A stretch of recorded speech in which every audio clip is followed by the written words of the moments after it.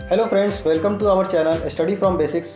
इस वीडियो में हम इंग्लिश ग्रामर के प्रीपोजिशंस पार्ट को बहुत ही डीप में और डिटेल में समझेंगे। इस वीडियो को बनाने में डॉक्टर गौरव गर्ग सर ने 5 मंथ्स का टाइम लेकर लगभग 10 सालों के बहुत सारे एग्जाम्स के इम्पॉर्टेंट क्वेश्चंस को एग्जाम्पल्स के रूप में कवर किया। ऑफ कोर्स ये वीडियो आपके लिए रामबाण साबित हो सकता है। तो चलिए इस वीडियो में हम आगे कंटिन्यू करते हैं। हेलो, इस वीडियो में मैं कवर करूंगा प्रेपोजिशंस। प्रेपोजिशंस मेरे हिसाब से जितने भी टॉपिक हैं उनका आधार बनाता है। प्रेपोजिशन देखने से पहले आपको नाउन प्रोनाउन दोनों का वीडियो ज़रूर देखना है और एडजेक्टिव एडवर्ब का वीडियो भी देखना है। उसके बाद प्रेपोजिशन करना है। ये आपको सीरीज़ फॉलो करनी है। ये सारे पार्ट ऑफ स्पीच होते हैं, एडजेक्टिव एडवर्ब, प्रेपोजिशन, कंजंक्शन, और इनमें सबसे इंपॉर्टेंट प्रेपोजिशन है। क्योंकि अगर प्रेपोजिशन एक तो समझना थोड़ा सा मुश्किल है, क्योंकि बहुत सारे प्रेपोजिशन होते हैं, बहुत कंफ्यूजिंग होते हैं। ये वीडियो बहुत बड़ा होगा। इसमें मैंने एग्जाम्स के भी बहुत सारे जो क्वेश्चन हैं जो बहुत ज़्यादा एग्जाम में आते हैं वो सारे कवर कर लिए हैं। इनफैक्ट पिछले 10 सालों के अंदर प्रेपोजिशन के सबसे अच्छे जो क्वेश्चन हैं वो सारे मैंने प्रैक्टिस करवाए हैं इस वीडियो के अंदर। सो स्टार्ट करते हैं प्रेपोजिशन। सबसे पहले देखते हैं प्रेपोजिशन होता क्या है। प्रेपोजिशन होते हैं रिलेशनशिप वर्ड्स। रिलेशनशिप मतलब रिश्तेदारी। ये शब्द रिश्तेदारी बताते हैं। किसके बीच में रिश्तेदारी बताते हैं ये जानना जरूरी है। प्रेपोजिशन किसी नाउन और प्रोनाउन की रिलेशनशिप बताते हैं सेंटेंस के किसी दूसरे हिस्से के साथ। और जिस नाउन और प्रोनाउन के पहले प्रेपोजिशन लगते हैं उसे बोलते हैं ऑब्जेक्ट ऑफ द प्रेपोजिशन। उदाहरण के साथ समझाऊंगा इसमें मैं हर चीज प्रेपोजिशन के अंदर, क्योंकि ये सारा एकदम प्रैक्टिकल बिल्कुल इंग्लिश है। The book is on the table. किताब टेबल के ऊपर रखी है। अब इसमें दो वस्तुएं हैं, पहली तो है किताब और दूसरी है टेबल। इसमें प्रेपोजिशन क्या है? ऑन। क्योंकि ऑन शब्द ये बता रहा है कि बुक और टेबल के बीच में रिश्ता क्या है, बुक और टेबल के बीच में रिलेशनशिप क्या है। बुक कहाँ पे रखी है? टेबल के ऊपर, नीचे, यानी बुक और टेबल के बीच में एक रिश्ता है और वो रिश्ता बता रहा है ऑन। इसीलिए प्रेपोजिशन को बोलते हैं रिलेशनशिप वर्ड्स। अब सवाल ये है, इसमें ज़्यादा इंपॉर्टेंट मेरे लिए क्या है, बुक या टेबल, या दोनों इक्वली इंपॉर्टेंट है? देखिए, प्रेपोजिशन शब्द पे ध्यान दीजिए। प्रीपोजिशन, अगर मैं मान लीजिए लिखता हूं प्रेपोजिशन, तो मैंने ये शब्द बीच में से तोड़ दिया। प्री का मतलब होता है पहले और पोजीशन का मतलब होता है किसी चीज को रखना या प्लेस करना। अब प्रेपोजिशन को मैंने किस शब्द के पहले लिखा है? प्रेपोजिशन वो शब्द होते हैं जो किसी नाउन या प्रोनाउन के पहले लगते हैं। अब नाउन आप जानते हैं क्या होता है, आपने नाउन वाला वीडियो देख ही लिया होगा। नाउन होता है संज्ञा, यानी किसी व्यक्ति का नाम, किसी चीज़ का नाम, किसी जगह का नाम, ये सब संज्ञा होते हैं। तो ये किसी वस्तु का नाम है, किसी चीज़ का नाम है। टेबल ये भी संज्ञा है, और बुक भी किसी चीज़ का नाम है, किसी वस्तु का नाम है, यानी ये भी संज्ञा है। लेकिन इनमें कौन सी संज्ञा मेरे लिए इंपॉर्टेंट है? जिसके आगे प्रेपोजिशन लगता है वो मेरे लिए इंपॉर्टेंट है। यानी इस सेंटेंस के अंदर द टेबल मेरे लिए इंपॉर्टेंट है, क्योंकि द टेबल के आगे प्रेपोजिशन लगा है। ऐसा नहीं है कि बुक मेरे लिए इंपॉर्टेंट नहीं है, लेकिन प्रेपोजिशन डिसाइड नहीं करेगी बुक। बुक डिसाइड करेगा जिसके आगे प्रेपोजिशन लगा है। जिस शब्द के आगे प्रेपोजिशन लगता है, जिस नाउन या प्रोनाउन के आगे, इस केस में नाउन है, यहाँ पे संज्ञा है, सो जिस नाउन या प्रोनाउन के आगे प्रेपोजिशन लगता है उसे बोलते हैं ऑब्जेक्ट ऑफ द प्रेपोजिशन। एक और सेंटेंस देखते हैं। The key is in the house. चाबी घर के अंदर पड़ी हुई है। इसके अंदर ये बताइए कि प्रेपोजिशन क्या है? प्रेपोजिशन है इन, क्योंकि इन बता रहा है कि चाबी और घर में रिश्ता क्या है। वैसे तो चाबी घर में कोई रिश्ता होता ही नहीं है, लेकिन अगर चाबी घर के अंदर है तो उनमें एक रिश्ता बन जाता है। इन शब्द है प्रेपोजिशन, और हाउस के आगे लगा है इन, यानी हाउस है object of the preposition. I hope यहां तक आपको समझ में आ गया होगा। चलिए अब मैं एक सेंटेंस आपको बताता हूं। अब ये बताइए इसमें ऑब्जेक्ट ऑफ द प्रेपोजिशन क्या है? वो लड़की पहाड़ के ऊपर दौड़ी। शी रैन अप द हिल। इसमें आपको ये बताना है प्रेपोजिशन क्या है और ऑब्जेक्ट ऑफ द प्रेपोजिशन क्या है, दोनों बताने हैं।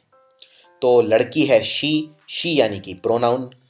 कोई लड़की है, सर्वनाम लिखा है, मैंने नाम नहीं लिखा है। नाम लिखता तो नाउन हो जाता, नाम ना लिख के शी लिख दिया तो प्रोनाउन हो गया। और दूसरा है हिल। हिल क्या है? हिल कोई जगह है, और कोई जगह है मतलब पर्सन प्लेस थिंग, यानी नाउन है। तो नाउन और प्रोनाउन के बीच में रिश्ता कौन सा शब्द बता रहा है? रिश्ता बता रहा है अप, यानी अप हो गया प्रेपोजिशन। और ऑब्जेक्ट ऑफ द प्रेपोजिशन क्या है? द हिल, क्योंकि द हिल के आगे लगा है अप। तो ये हैं कुछ सबसे कॉमन प्रेपोजिशन जो हम पढ़ेंगे।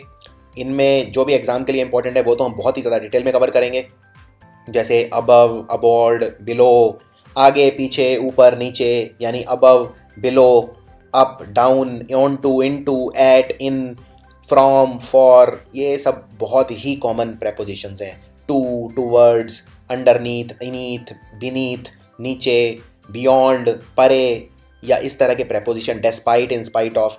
तो हम इन सबको देखेंगे डिटेल में एक एक करके, और जो भी ज़्यादा इंपॉर्टेंट है उन पे हम ज़्यादा फोकस करेंगे, क्योंकि ऐसे देखा जाए तो हज़ारों प्रेपोजिशन हैं और सबको कवर करना इम्पॉसिबल है।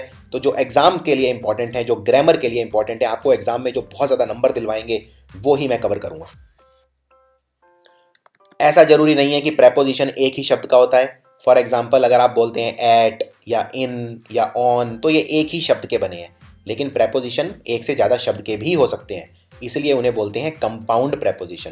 कंपाउंड प्रेपोजिशन वो प्रेपोजिशन है जो एक से ज़्यादा शब्द का बना होता है, जैसे according to, instead of, by means of, because of, in addition to, apart from, etcetera. Now अब मैंने प्रेपोजिशन के बारे में एक आपको बात कही थी कि प्रेपोजिशन हमेशा नाउन और प्रोनाउन के पहले लगते हैं, इसीलिए इन्हें प्रेपोजिशन कहा जाता है। प्रे मतलब पहले और पोजिशन मतलब रखना।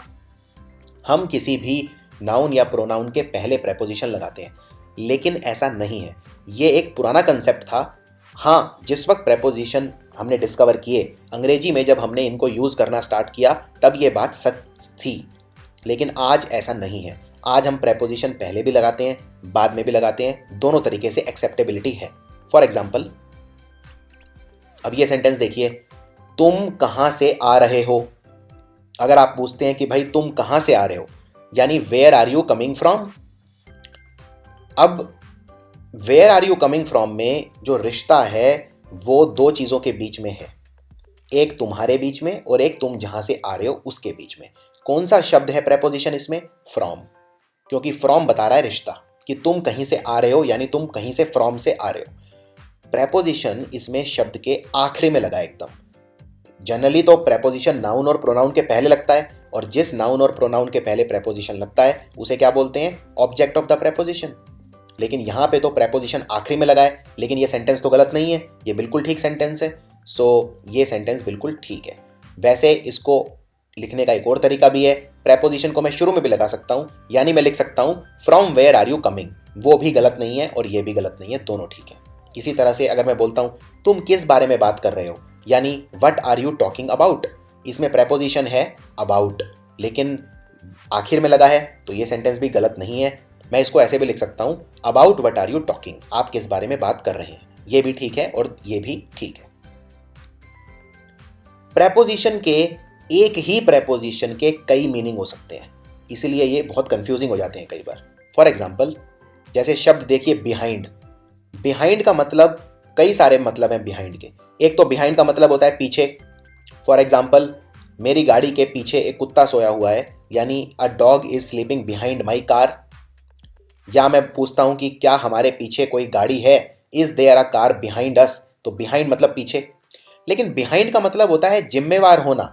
फॉर एग्जाम्पल, कंपनी की सक्सेस के पीछे वो है। अब यहाँ पे पीछे का मतलब ऐसा नहीं है कि कोई किसी के पीछे खड़ा है, कंपनी की सक्सेस में सबसे बड़ा हाथ उसका है, यानी कंपनी की सक्सेस के पीछे उसका हाथ है, तो पीछे मतलब जिम्मेवार होना। या मैं ये भी बोल सकता हूं, मेरा दोस्त जिंदगी में सक्सेस के अंदर मेरे से पीछे है, यानी वो मेरे जितना सक्सेसफुल नहीं है, यानी मेरे पीछे है। पीछे है मतलब मेरे से कम सक्सेसफुल है। तो एक ही प्रेपोजिशन के कई मीनिंग निकल सकते हैं, आपको सही कंटेक्स्ट में, सही फ्रेम में उसको रखना है और फिर उसका मतलब जानने की कोशिश करनी है। तो सबसे पहले देखते हैं सबसे इंपॉर्टेंट प्रेपोजिशन जो एग्जाम में सबसे ज़्यादा आते हैं, जिनको बोलते हैं एट, ऑन और इन। अब देखते हैं, मैं आपको एक बड़े ही यूनिक तरीके से इनके यूजेस बताता चलूंगा, जिससे आपको क्लैरिटी बन जाएगी और साइड बाय साइड एक दिमाग में आप पिक्चर बना सकते हैं। सबसे पहले देखते हैं इन कहाँ यूज़ करते हैं। इन हम यूज़ करते हैं जगह के साथ, फॉर एग्जाम्पल, और इन जनरली हम यूज़ करते हैं बड़ी जगह के साथ। जैसे for example, in a room, in a building, in a garden, in a park. अगर आप रूम में बैठे हैं तो कहेंगे I am in a room, I am in a building, in a garden, in a park. या आप पानी के अंदर हैं तो आप बोलेंगे in the water, in the sea, in a river. अगर आप किसी लाइन में खड़े हैं, ये बहुत इंपॉर्टेंट है, तो आप बोलेंगे इन अ रो, इन अ लाइन या इन अ क्यू। क्यू का मतलब भी होता है लाइन। अगर आप किसी छोटी जगह पे खड़े हैं, फॉर एग्जाम्पल, अब इसको ध्यान से समझिए इस कंसेप्ट को। मान लीजिए आप इस शहर के अंदर हैं और ये शहर है दिल्ली। दिल्ली के अंदर हैं तो आप बोलेंगे आई एम इन दिल्ली, क्योंकि दिल्ली एक बड़ी जगह है। लेकिन दिल्ली में अगर आप किसी खास जगह पे खड़े हैं, मान लीजिए आप दिल्ली एयरपोर्ट पे खड़े हैं, तब आप इन को एट में कन्वर्ट कर देंगे। तो आप ये नहीं बोलेंगे I am in Delhi airport, I am बोलेंगे I am at Delhi airport. इसी तरह से अगर आप किसी खास जगह पे खड़े हैं, फॉर एग्जाम्पल अगर आप बस स्टॉप पे खड़े हैं, बस पकड़ रहे हैं, तो आप बोलेंगे I am at the bus stop. अगर आप दरवाजे पे खड़े हैं, I am at the door. ये बहुत इंपॉर्टेंट है, I am at the door. कई लोग बोलते हैं मैं दरवाजे पे खड़ा हूँ, I am on the door, please open the door. वो गलत है, I am on the door नहीं, I am at the door. इसी तरह अगर आप सिनेमा में खड़े हैं तो आप बोलेंगे I am at the cinema. यहाँ पे सिनेमा का मतलब है पिक्चर हॉल, जहाँ पे आप पिक्चर देखते हैं, क्योंकि वो भी एक छोटी जगह है, एक खास जगह है। तो बहुत बड़ी जगह होगी तो आप यूज़ करेंगे इन, जैसे कोई शहर, कोई गांव, कोई देश। फॉर एग्जांपल अगर आप भारत में रहते हैं तो आप बोलेंगे आई लिव इन इंडिया, तो I live in Delhi. Delhi भी बहुत बड़ी जगह है। कोई गांव में रहते हैं तो आप बोलेंगे आई लिव इन मुरादाबाद। मान लीजिए कोई शहर है, आई लिव इन मुरादाबाद। या किसी गांव में रहते हैं, आई लिव इन फरुखापुर। लेकिन अगर आप मान लीजिए बस स्टैंड पे खड़े हैं, बस स्टॉप पे खड़े हैं, सिनेमा में खड़े हैं, तो आप बोलेंगे आई एम एट। तो एट भी प्लेसेस के लिए यूज़ होता है, इन भी प्लेसेस के लिए यूज़ होता है, लेकिन इन बड़ी प्लेसेस के लिए यूज़ होता है। एक बात और, अगर आप मान लीजिए गली के कोने पे खड़े हैं तो आप हमेशा बोलेंगे I am at the end of the street. इसी तरह पेज, मान लीजिए आप एक पन्ना पढ़ रहे हैं, पेज पढ़ रहे हैं, और पेज के आप ऊपर वाला हिस्सा पढ़ रहे हैं, तो आप बोलेंगे I am reading at the top of the page. इसी तरह अगर आप किसी पेज का नीचे वाला हिस्सा पढ़ रहे हैं तो आप बोलेंगे I am reading at the bottom of the page. So हमेशा यूज़ करते हैं at the top of the page, at the bottom of the page. इसी तरह मान लीजिए अगर आप किसी क्लास में बैठे हैं और आप क्लास के आगे वाले हिस्से में बैठे हैं, तो आप बोलेंगे I am sitting at the front of the class. इसमें प्रेपोजिशन एट आता है। कभी भी आप ये नहीं बोल सकते I am sitting in the front of the class या I am sitting on the front of the class. आप बोलेंगे I am sitting at the front of the class. इसी तरह अगर आप क्लास में पीछे जाके बैठते हैं, जनरली जो शैतान बच्चे होते हैं वो पीछे बैठते हैं क्लास में, सो आप बोलेंगे I am sitting at the back of the class. आगे देखते हैं ऑन। ऑन कहाँ यूज़ करते हैं? ऑन हम यूज़ करते हैं सरफेस के लिए। फॉर एग्जाम्पल मैंने आपको एक एग्जाम्पल बताया था, the book is on the table. Book is on the table मतलब बुक टेबल के सरफेस पे रखी है। तो जब कोई चीज़ किसी चीज़ के सरफेस पे रखी होती है उसको बोलते हैं ऑन। जैसे फॉर एग्जाम्पल अगर मैं तस्वीर दीवार पे टांगूंगा तो मैं बोलूँगा I am putting the picture on the wall. दीवार पे पेंटिंग बनाऊंगा, I am painting on the wall. फर्श पे कोई चीज़ गिर गई, ऑन द फ्लोर, क्योंकि फ्लोर के सरफेस पे गिरी है। इसी तरह जो दीवार है, दीवार के सरफेस पे मैं पेंटिंग बना रहा हूँ।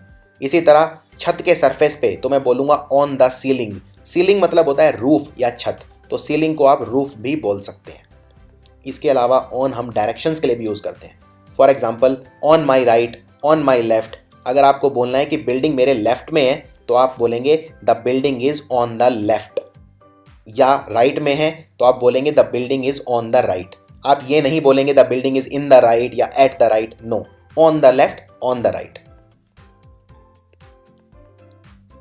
एट हम यूज करते हैं, इसके अलावा बहुत ही स्पेसिफिक एड्रेस अगर देना होता है तो एट यूज करते हैं। फॉर एग्जाम्पल गौरव रहता है 55 लिंकन रोड डरहम में। अब यहाँ पे मैंने गली का नाम घर तक बता दिया है। बहुत ही खास एड्रेस जब देते हैं, बिल्कुल स्पेसिफिक एड्रेस, घर का नंबर तक मैंने बताया है, तो मैं यूज़ करूँगा एट। फॉर एग्जाम्पल अगर आपका घर का नंबर है मान लीजिए 338, तो आप बोलेंगे आई लिव एट 338 सेक्टर 10। लेकिन अगर आप बहुत ज़्यादा स्पेसिफिक एड्रेस नहीं बताते हैं, अगर आप सिर्फ गली बताते हैं या मान लीजिए कोई रोड बताते हैं जहां आप रहते हैं, तो आप यूज़ करेंगे ऑन। इसमें घर का नंबर नहीं होगा, बहुत ही स्पेसिफिक एड्रेस नहीं होगा, फॉर एग्जाम्पल गौरव का घर है बेकर्स रोड के ऊपर, so Gaurav's house is on Bakers road. इसमें बहुत ज़्यादा मैंने ये नहीं बताया है, स्पेसिफिक एड्रेस नहीं बताया है। बेकर्स रोड पे हज़ारों घर हैं, उसमें मेरा भी एक घर है। So Gaurav's house is on Bakers road but Gaurav lives at 55 Lincoln road in Durham. यहाँ पे मैंने स्पेसिफिक घर का नंबर भी बताया है, तो मैं यूज़ करूँगा एट। सो एक बार फटाफट और नज़र मारते हैं इस पे, इन और ऑन और एट पे। सो अभी तक हमने देखा इन, ऑन और एट तीनों हम लोकेशन के लिए यूज़ करते हैं, लेकिन अलग अलग तरह से यूज़ करते हैं। इन हम यूज़ करते हैं बड़ी जगह के लिए, जैसे इन अ कंट्री। आप अगर किसी देश में रहते हैं तो आप बोलेंगे इन अ कंट्री, या इन अ सिटी, या इन a village, in a town. बहुत बड़ी जगह के लिए हम यूज़ करते हैं इन। इसके अलावा ऑन हम यूज़ करते हैं सरफेस के लिए, और एट हम यूज़ करते हैं किसी खास लोकेशन के लिए। इसके अलावा ऑन हम सरफेस जब टच कर रहा होता है कोई, फॉर एग्जाम्पल अगर मैं कुर्सी पे बैठा हूँ तो मैं बोलूँगा आई am sitting on the chair. इसी तरह अगर मैं बेड पे सो रहा हूँ, I am sitting on the bed, क्योंकि मैं बेड के सरफेस पे सो रहा हूँ। अब बात करते हैं प्रेपोजिशंस ऑफ टाइम की। तो ये जो पिछले प्रेपोजिशन मैंने पढ़े एट, ऑन और इन, ये थे प्रेपोजिशन ऑफ स्पेस, क्योंकि ये स्पेस बता रहे थे, मैं कहाँ पे हूँ, जगह बता रहे थे, तो इसलिए उनको बोला जाता है प्रेपोजिशन ऑफ स्पेस। अब बात करते हैं preposition of time. Preposition of time भी वही है, एट, इन और ऑन, लेकिन इनके यूजेस अलग अलग तरीके से होंगे। अब ये टाइम बताएंगे। सबसे पहले देखते हैं एट यूज कहाँ करते हैं। सो एट यूज करते हैं हम खास टाइम बताने के लिए, बिल्कुल स्पेसिफिक टाइम बताने के लिए। मान लो अगर मैं बोलता हूं कि मैं तुमसे आज 5 बजे मिलूंगा, so I will meet you at 5 o'clock। मैं तुमसे 2:30 बजे मिलूंगा, I will meet you at 3:30। 3:30 बजे मिलूंगा एट 3:30। 5:30 बजे मिलूंगा 5:30। सो अगर बिल्कुल खास टाइम बताते हैं, मान लीजिए अगर मैं बोलता हूं मैं तुमसे 8 बजे मिलूंगा, so I will meet you at 8 PM। बिल्कुल स्पेसिफिक टाइम के लिए यूज करते हैं एट। अब देखते हैं एट का अगला इस्तेमाल। दिन के कुछ ऐसे खास समय होते हैं जिनके साथ मैं एट यूज करता हूं, इन यूज नहीं करता। फॉर एग्जाम्पल कुछ ऐसे समय हैं दिन के जब मैं इन यूज करता हूं। मान लीजिए अगर मुझे बोलना है मॉर्निंग, मॉर्निंग के साथ मैं हमेशा इन यूज करूंगा। फॉर एग्जाम्पल अगर मुझे बोलना है कि मैं तुमसे मॉर्निंग में मिलूंगा, सो आप बोलेंगे I will meet you in morning. लेकिन अगर आपको बोलना है कि मैं तुमसे रात में मिलूंगा, आप बोलेंगे at night, I will meet you at night. In night कुछ नहीं होता है। इसी तरह at noon, at midnight, at the weekend, मैं तुमसे वीकेंड पे मिलूंगा, I will meet you at the weekend. मैं तुमसे डस्क पे मिलूंगा या डॉन पे मिलूंगा। डॉन होता है सवेरा, जो 5-6 बजे का सुबह समय होता है, उसे बोलते हैं डॉन।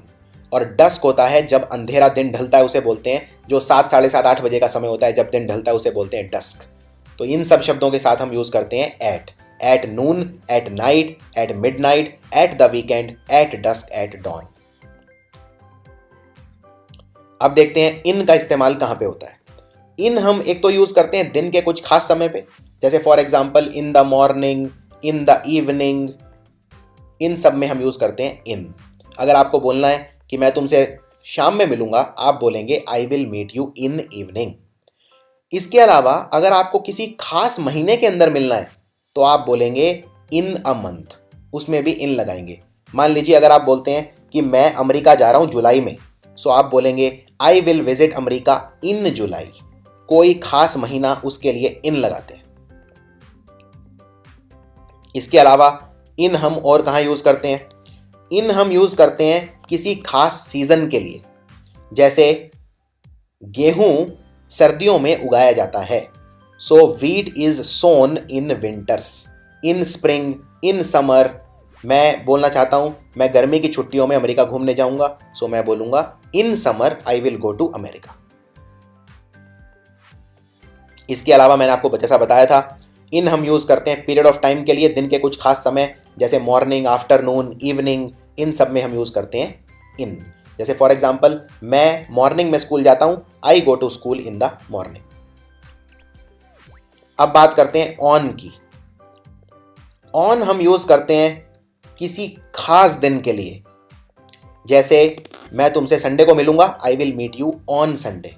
या मैं तुमसे संडे मॉर्निंग को मिलूंगा, ऑन संडे मॉर्निंग। मैं तुमसे क्रिसमस के दिन मिलूंगा, ऑन क्रिसमस ईव। नए साल के दिन मिलूंगा, ऑन न्यू ईयर्स डे। इस तरह से ऑन हम यूज करते हैं खास दिन के लिए, जैसे for example please meet me on Sunday. अब इसमें एक चीज याद रखने वाली ये है अगर मैं कोई खास दिन बता रहा हूँ तो कैसे बताऊँगा? ज़रूरी नहीं है मैं संडे मंडे या कोई दिन लिख के बताऊँ, मैं तारीख लिख के भी बता सकता हूँ। सो फॉर एग्जाम्पल, अगर आपको बोलना है कि मैं तुमसे जुलाई में मिलूँगा, अब आप जानते हैं मंथ, खास मंथ के लिए हम यूज़ करते हैं इन, तो आप बोलेंगे I will meet you in July. लेकिन अगर आपको बोलना है कि मैं तुमसे 22 जुलाई को मिलूंगा, यानी वो खास दिन हो गया, सो आप बोलेंगे I will meet you on 22 July. तो खास दिन मतलब ऑन और सिर्फ महीना मतलब इन। तो आपको बहुत केयरफुल रहना होगा जब आप प्रेपोजिशंस के क्वेश्चन अटेम्प्ट करेंगे। तो अब देखते हैं ऑन का इस्तेमाल। तो जैसा मैंने बताया, ऑन हम यूज़ करते हैं किसी खास दिन के लिए। जैसे मैं तुमसे 2 मई को मिलूंगा, यानी खास दिन है, प्रॉपर एक कोई डेट है, तो ऑन यूज़ करूंगा। जैसे ऑन 2 मई, ऑन 20 जून, मैं तुमसे 2 मई को मिलने आ रहा हूँ, I am coming to meet you on 2 May. But अगर मुझे बोलना है कि मैं तुमसे मई में मिलूंगा, डेट नहीं बताई है, तो मैं बोलूंगा I am coming to meet you in May. So अब आपके लिए कुछ अभ्यास आपको बताना है। इन एग्जाम्पल्स में क्या शब्द भरेंगे आप वीडियो को पॉज कर सकते हैं, यहीं पे रोक सकते हैं और अटेम्प्ट कर सकते हैं और फिर आंसर मिला सकते हैं।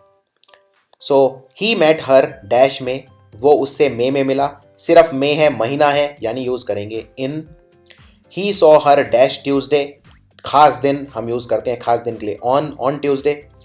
ही सॉ हर डैश 2 PM, खास टाइम के लिए हम यूज करते हैं एट 2 PM। और वी रेस्ट नाइट, हम रात में रेस्ट करते हैं, सो नाइट के साथ यूज होता है at, so we rest at night. So ये हैं इनके आंसर, आप देख सकते हैं, आप वेरीफाई कर सकते हैं। तो चलिए कुछ अभ्यास करते हैं और जिससे आपका और ज़्यादा पक्का हो जाए। आपको यहाँ पे भरना है एट, इन या ऑन या कोई भी और प्रेपोजिशन जो आप सोचते हैं। उसने उसे दिल्ली में देखा, अब दिल्ली में देखा, दिल्ली एक बड़ी जगह है, सो आप यूज़ करेंगे इन। उसने उसे जय स्ट्रीट के ऊपर देखा, जय स्ट्रीट कोई स्ट्रीट के ऊपर है, यानी ऑन।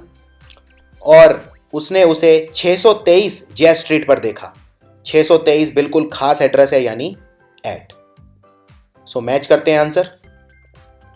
सो पहले का इन, दूसरे का ऑन और तीसरे का एट। एट का इस्तेमाल इन का और ऑन का एक दो जगह और भी यूज होता है। फॉर एग्जाम्पल, अगर किसी पर्सन की गलती होती है कोई, यानी उसका फॉल्ट होता है, फॉल्ट मतलब गलती, तो आप हमेशा बोलेंगे ही इज एट फॉल्ट। इन शब्दों पर बहुत ज्यादा अटेंशन पे करना है आपको।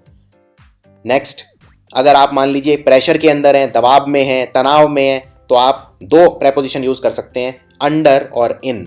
आप ये भी बोल सकते हैं आई एम अंडर प्रेशर, ये भी ठीक है कि मैं दबाव में हूं, लेकिन आप ये भी बोल सकते हैं आई एम इन प्रेशर। इसी तरह अगर आप प्यार मोहब्बत में हैं तो आप बोलेंगे आई एम इन लव, लेकिन अगर आप डाउट में हैं, संदेह में हैं, तो आप बोलेंगे आई एम इन डाउट। अब ये एक सेंटेंस देखिए, बताइए क्या ये ठीक है? मैं किसी को बोल रहा हूं कि please pay with credit card, कृपया करके पेमेंट क्रेडिट कार्ड से कीजिए, please pay with credit card. तो देखिए, जब भी किसी चीज को करने का कोई तरीका होता है तो उसके लिए हम यूज करते हैं बाय, ना कि विद। तो इसका आंसर होगा पे बाय क्रेडिट कार्ड, पे बाय कैश, पे बाय डेबिट कार्ड। किसी भी काम को करने का तरीका जब होता है तो हम यूज करते हैं बाय। जैसे फॉर एग्जाम्पल, अगर हम फांसी दे रहे हैं किसी को, डेथ दे रहे हैं, लटकाने से फांसी दे रहे हैं, तो बोलेंगे डेथ बाय हैंगिंग, क्योंकि डेथ देने का तरीका क्या है? हैंगिंग। इसी तरह अगर कोई कारण है और उसका कोई रीजन है तो हम यूज करेंगे फॉर एग्जाम्पल, आगरा किस लिए फेमस है? आगरा के फेमस होने का कारण है ताजमहल। कारण दिखाने के लिए हम यूज करते हैं फॉर, तो Agra is famous for Taj Mahal. मान लीजिए अगर आप बोलना चाहते हैं कि मेरे पिताजी ईमानदार होने के लिए फेमस हैं, ईमानदारी के लिए फेमस हैं, सो आप बोलेंगे my dad is famous for his honesty. So कोई भी चीज हमेशा फेमस होती है फॉर समथिंग। इसी तरह से फ्रॉम का इस्तेमाल करते हैं हम अगर दिखाना होता है कि हम किसी चीज से सफर कर रहे हैं।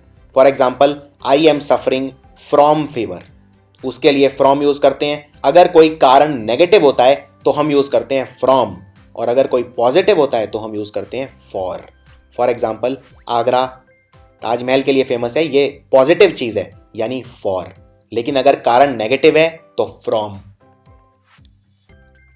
इसी तरह से एक और इंपॉर्टेंट चीज, अगर हम कोई इमोशनल रेस्पॉन्स देते हैं, फॉर एग्जाम्पल अगर हम किसी चीज से बहुत ज्यादा सरप्राइज होते हैं या अमेज होते हैं, एस्टॉनिश्ड मतलब भी होता है आश्चर्यचकित हो जाना या शॉक हो जाना, इतने ज्यादा एकदम से शॉक हो जाना, एकदम से सरप्राइज हो जाना, तो हम उसके साथ यूज करते हैं एट या बाय दोनों। फॉर एग्जाम्पल मैं तुम्हारी ताकत देखकर हैरान रह गया, आप बोलेंगे I was amazed at his stamina. इसी तरह से मैं तुम्हारा परफॉर्मेंस देखकर हैरान हो गया, सरप्राइज हो गया, या वो मेरा परफॉर्मेंस देखकर सरप्राइज हो गई, she was surprised bye my performance. यहां पे आप बाय की बजाय एट भी लगा सकते हैं, सरप्राइज के साथ दोनों शब्द चलते हैं, बाय भी और एट भी। इसी तरह से अमेज्ड के साथ, एस्टॉनिश्ड के साथ, शॉक्ड के साथ, सरप्राइज के साथ दोनों शब्द चलेंगे।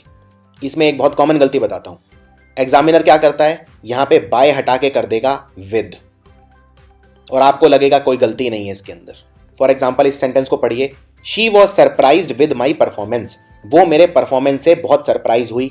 अब इसमें गलती क्या करते हैं बच्चे, विद का मतलब होता है हिंदी में से, तो वो सोचते हैं वो मेरे परफॉर्मेंस से सरप्राइज हुई यानी विद आना चाहिए, यानी ये ठीक है। इस तरह से आप कभी भी इंग्लिश के शब्द हिंदी में अपनी कोई मदर टंग में, मातृभाषा में कन्वर्ट करके नहीं देखेंगे, क्वेश्चन हमेशा गलत हो जाएगा। मैं इसका और उदाहरण देता हूं, इन का मतलब होता है अंदर, इन साइड का मतलब भी होता है अंदर, इनटू का मतलब भी होता है अंदर। इस तरह के कई शब्द होते हैं जिनका मतलब अंदर होता है। सो कहने का मतलब आप कोई भी लगा सकते हैं, हिंदी में तो फर्क नहीं पड़ेगा, लेकिन इंग्लिश में फर्क पड़ता है। इंग्लिश में हर शब्द का एक खास यूज है जिसके लिए वो यूज किया जाता है, और उसके अलावा आप उसे यूज नहीं कर सकते। तो यहां पर आप विद नहीं लगा सकते, क्योंकि सरप्राइज के साथ हमेशा या तो लगता है एट या लगता है बाय। कुछ ऐसे शब्द भी हैं जिनमें प्रेपोजिशन की जरूरत ही नहीं पड़ती, लेकिन फिर भी लोग लगा देते हैं, जैसे for example down stairs, downtown, inside, outside, upstairs. For example अगर आपको बोलना है कि मैं सीढ़ियों से नीचे जा रहा हूं, मान लीजिए आप किसी बिल्डिंग की दूसरी मंजिल पे खड़े हैं और आप बोलते हैं कि मैं पहली मंजिल पे जा रहा हूं, आप बोलेंगे I am going downstairs. इसमें आपको ये नहीं बोलना I am going to downstairs, नहीं, टू नहीं आएगा, कोई प्रेपोजिशन की जरूरत नहीं है, सिंपल बोलिए I am going down stairs. इसी तरह से अगर आप किसी को बोल रहे हैं कृपया करके बाहर चले जाइए, प्लीज गो आउटसाइड, आप ये नहीं बोलेंगे please go to outside, no, preposition की जरूरत नहीं है। तो इनसाइड, आउटसाइड, अपस्टेयर, डाउनस्टेयर, इन शब्द के साथ प्रेपोजिशन की जरूरत नहीं आती। फॉर एग्जाम्पल अगर कोई गेट पे खड़ा है और आपको बोलना है कमरे के अंदर आ जाइए, आप बोलिए सिंपल कम इनसाइड। अब देखते हैं एक और बहुत इंपॉर्टेंट प्रेपोजिशन जो है ओवर। ओवर का मतलब क्या होता है? देखिए ओवर के कई मीनिंग है।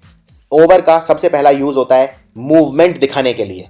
जब कोई चीज एक जगह से दूसरी जगह पे हिलती है या जाती है तो मैं ओवर यूज करता हूं।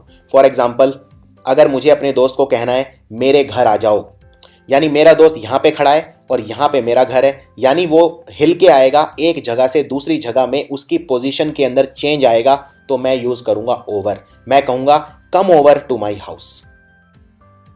इसी तरह से अगर मान लो किसी ने मुझे गिफ्ट भेजा तो मैं बोलूंगा they sent over a gift. Sent over मतलब गिफ्ट इस पोजीशन पे था, यहां से मेरे पास आ गया, यानी मूवमेंट हुई, उसकी पोजीशन चेंज हुई एक पॉइंट से दूसरे पॉइंट तक, उसको दिखाने के लिए मैं ओवर का इस्तेमाल करता हूं। ऐसा नहीं है मुझे ओवर का इस्तेमाल करना ही करना है, मैं इसमें ओवर ना भी लगाऊं तो फर्क नहीं पड़ेगा, लेकिन ओवर लगा दे तो ज्यादा अच्छा रहता है। फॉर एग्जाम्पल ये सेंटेंस देखो, come over to my house, इसमें मैं सिंपल बोल सकता हूं come to my house, over लगाने की जरूरत नहीं है, लेकिन ओवर लगा के मैं ये दिखा रहा हूं कि वो पर्सन किसी दूसरे स्थान से मेरे स्थान तक आ रहा है, तो क्लैरिटी ज्यादा बढ़ जाती है इसमें। एक ओवर का इस्तेमाल बहुत खास और है, और ये एग्जाम में अक्सर आता है। देखिए मैंने आपको एक शब्द बताया था ऑन, और ऑन कहां यूज करते हैं? जब कोई चीज सरफेस पे होती है। मान लो ये कुर्सी है और ये कुर्सी के ऊपर एक गिलास रखा है, तो मैं क्या बोलूंगा? The glass is on the table, क्योंकि टेबल के सरफेस पे रखा हुआ है। लेकिन सरफेस से अगर ऊपर हो तो क्या बोलें? जब थोड़ा सा ऊपर, फॉर एग्जाम्पल मान लो ये मेरा घर है और मेरे घर के ऊपर से ये कोई पक्षी उड़ रहे हैं, तो मैं क्या बोलूंगा? सरफेस पे तो नहीं उड़ रहे, डिस्टेंस है, तो मैं बोलूंगा a bird flu over my house. जब चीज़ें टच नहीं होती, फिजिकल कांटेक्ट नहीं होता, तो मैं ओवर का इस्तेमाल करता हूँ। यानी चीज़ों में जब डिस्टेंस होता है तो मैं ओवर का इस्तेमाल करता हूँ। इसी तरह से मान लो कोई नदी के ऊपर पुल है, तो आप क्या बोलेंगे? क्या ये सेंटेंस ठीक है? इस सेंटेंस को ध्यान से देखिए। The bridge is on the river Ganges. Ganga नदी के ऊपर एक ब्रिज है। मान लो ये कोई नदी है और ये नदी के ऊपर पुल है। क्या ये नदी का जो पानी का सरफेस है उसके ऊपर पुल है या नदी के थोड़ा सा ऊपर की तरफ पुल है? आप जानते हैं जो पुल होता है वो नदी के काफ़ी ऊपर होता है, वो पानी के ऊपर नहीं होता, पानी की सतह पे नहीं होता। इसलिए मैं ऑन का इस्तेमाल नहीं करूंगा, क्योंकि ऑन का इस्तेमाल मैं करता हूं सरफेस के लिए। तो मैं बोलूंगा the bridge is over the river Ganges. ये राइट आंसर है। इसी तरह से मान लो कोई बच्चा सो रहा है और मैं बोलता हूं बच्चे के ऊपर चद्दर उड़ा दो, तो मैं क्या बोलूंगा? Put the blanket over the child. क्योंकि बच्चे के ऐसा नहीं है कि पूरी के पूरे जितना भी बच्चे का स्किन है, त्वचा है, उसके ऊपर चद्दर टच करेगी। चद्दर बच्चे को कहीं कहीं टच करेगी, उसके ऊपर रहेगी थोड़ा सा, यानी ओवर रहेगी। सो आंसर है ओवर। इसमें बहुत कॉमन गलती करते हैं बच्चे, put the blanket on the child लगा देते हैं। ऑन नहीं आएगा, ओवर आएगा। इसके अलावा ओवर का इस्तेमाल हम और भी जगह करते हैं। जैसे फॉर एग्जाम्पल, अगर आपकी आशाओं से ज़्यादा कोई चीज़ है तो आप वो दिखाने के लिए ओवर यूज़ करते हैं। फॉर एग्जाम्पल, अगर मान लो आप एक साड़ी खरीदने गए और साड़ी 100 रुपये की सोच के गए कि 100 रुपये की साड़ी है, दुकानदार ने आपको बोला साड़ी 250 रुपये की है। यानी कि साड़ी का जो अमाउंट था that was over your expectations. आपकी एक्सपेक्टेशन से ज़्यादा था। आप यहाँ पे अबव भी बोल सकते हैं कि the price was above my expectation या ओवर माई एक्सपेक्टेशन, या मैंने जितना प्राइस प्रिडिक्ट किया था कि इतना होगा उससे ज़्यादा था। So the amount was over my prediction. इसी तरह से मान लीजिए अगर आप बोलते हैं कि जो 12 साल से उम्र के ज़्यादा बच्चे हैं वो ये पिक्चर देख सकते हैं, तो आप बोलेंगे kids 12 and over can watch this movie. इसी तरह से फ़ोन 1 मिनट से ज़्यादा के लिए बजा तो the phone wrong for over a minute. इसमें भी ओवर का इस्तेमाल किया जा सकता है। जब कोई चीज़ एक्सपेक्टेड अमाउंट या एक्सपेक्टेड टाइम से ज़्यादा होती है तो हम ओवर यूज़ करते हैं। अब देखते हैं विद का इस्तेमाल कहां करते हैं। Preposition with. सबसे पहला प्रेपोजिशन विद का इस्तेमाल करते हैं जब कोई चीज साथ में होती है। फॉर एग्जाम्पल, मैंने सैंडविच ऑर्डर किया ड्रिंक के साथ, सो आप बोलेंगे I ordered a sandwich with A drink. For example, जब तुमने मुझे देखा तब मैं अपने दोस्त के साथ था। साथ यानी with. I was with my friend, he was with his friend when he saw me. इसी तरह से वो अपनी बहन के साथ काम करती है दुकान के ऊपर, so she has been working with her sister. इसी तरह से मैनेजर आपके साथ आपसे मिलने आने वाले हैं, थोड़ी ही देर में मैनेजर आपके साथ होंगे, तो आप बोलेंगे the manager will be with you shortly. So with का इस्तेमाल पहला कहाँ होता है? पहला विद का सबसे अच्छा इस्तेमाल होता है जब कोई चीज़ आपको साथ दिखानी होती है, टुगेदर दिखानी होती है। इसके अलावा विद का इस्तेमाल होता है कोई चीज़ ये दिखाने के लिए कि कोई चीज़ उसके साथ है, यानी उसके शरीर का हिस्सा है। फॉर एग्जाम्पल, मैं एक लड़के से मिला जिसकी हरे रंग की आंखें थी, सो आप बोलेंगे I met a guy with green eyes, क्योंकि ये आंखें उसके शरीर का हिस्सा थी। इसी तरह से were you the one talking with an accent, क्या आप वो व्यक्ति हैं जो एक एक्सेंट के साथ बात कर रहे थे? के साथ यानी हैविंग एन एक्सेंट, तो मैं हैविंग भी रिप्लेस कर सकता हूँ। विद को मैं हैविंग से रिप्लेस कर सकता हूँ इन सिचुएशन में। फॉर एग्जाम्पल, यहाँ पे मैं विद को हटा के हैविंग भी कर सकता हूँ। I met a guy having green eyes, मैं एक लड़के से मिला who was having green eyes, ये भी गलत नहीं है। इसी तरह से people with a lot of money are not always happy, वो लोग जिनके पास पैसा बहुत ज़्यादा है जरूरी नहीं हमेशा खुश होते हैं। सो आप बोलेंगे people with a lot of money. यहाँ पे आप विद की बजाय हैविंग भी लिख सकते हैं। People having a lot of money are not always happy, तो ये भी गलत नहीं होगा। इसी तरह विद का इस्तेमाल यूजिंग शब्द के लिए भी होता है। विद को हटा के आप इन जगह पे यूजिंग भी लिख सकते हैं। फॉर एग्जाम्पल, अगर, और ये सबसे इंपॉर्टेंट यूज है, एग्जाम में ज़्यादातर क्वेश्चन इसी पे से आते हैं। जैसे फॉर एग्जाम्पल, अगर आप कोई काम किसी चीज़ के साथ करते हैं तो उसके लिए विद लिखते हैं। जैसे मैंने लेटर लिखा पेन से, यानी पेन का इस्तेमाल करके, so I wrote the letter using the pen या विद द पेन, दोनों ठीक है। यह वह सूप है जो मैंने राइस और जौ से बनाया, so this is the soup that I made with rice and barley. क्योंकि यहाँ पे जो राइस और बार्ले है, इन्होंने एक वस्तु का काम किया जिससे मैंने बनाया। इसी तरह जब मैंने लेटर लिखा था तो पेन वो वस्तु थी, वो माध्यम था जिससे मैंने लिखा, तो माध्यम दिखाने के लिए मैं यूज करता हूं विद। फॉर एग्जाम्पल, उसने मेरे बाल काट डाले गोल्ड सीजर के साथ, सोने की कैंची के साथ। So he cut my hair with his gold scissor. इसमें एक कॉमन गलती बताता हूं एग्जाम में क्या होती है। मान लीजिए यहां पे सबसे कॉमन जो गलती वो ये होती है, विद की बजाय बाय कर देते हैं। जैसे विद काट दिया यहां पे और आपको एग्जाम में दे दिया ये, और इसमें बच्चे ज़्यादातर गलती नहीं बता पाते हैं। जैसे फॉर एग्जाम्पल, उसने मेरे बाल काटे बाय हिज गोल्ड सीजर, तो इसमें बाय नहीं आएगा, इसमें क्या आएगा, विद आएगा। दूसरा, विद का इस्तेमाल हम करते हैं कोई एग्रीमेंट या अंडरस्टैंडिंग दिखाने के लिए। फॉर एग्जाम्पल, अगर कोई मुझसे पूछता है क्या आप मेरे साथ हो, और आप बताना चाहते हैं हाँ मैं तुम्हारे साथ हूं, यानी मैं आपके साथ एग्रीमेंट में हूं, सहमति में हूं, तो आप बोलेंगे yes I am completely with you.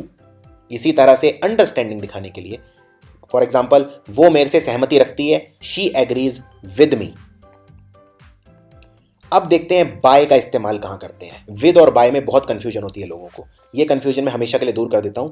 देखिए, बाय जो होता है वो दिखाता है किसी व्यक्ति द्वारा कोई चीज की जा रही है, किसी वस्तु द्वारा नहीं, व्यक्ति द्वारा।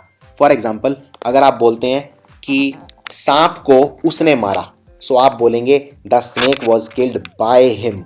आप विद हिम नहीं बोलेंगे, हाँ लेकिन जिस चीज से मारा तो विद बोलेंगे। फॉर एग्जाम्पल, अगर उसने सांप को डंडे से मारा तो आप बोलेंगे he killed the snake with a bamboo stick. So मैं एक सेंटेंस लिखता हूं, आपको बिल्कुल क्लियर हो जाएगा।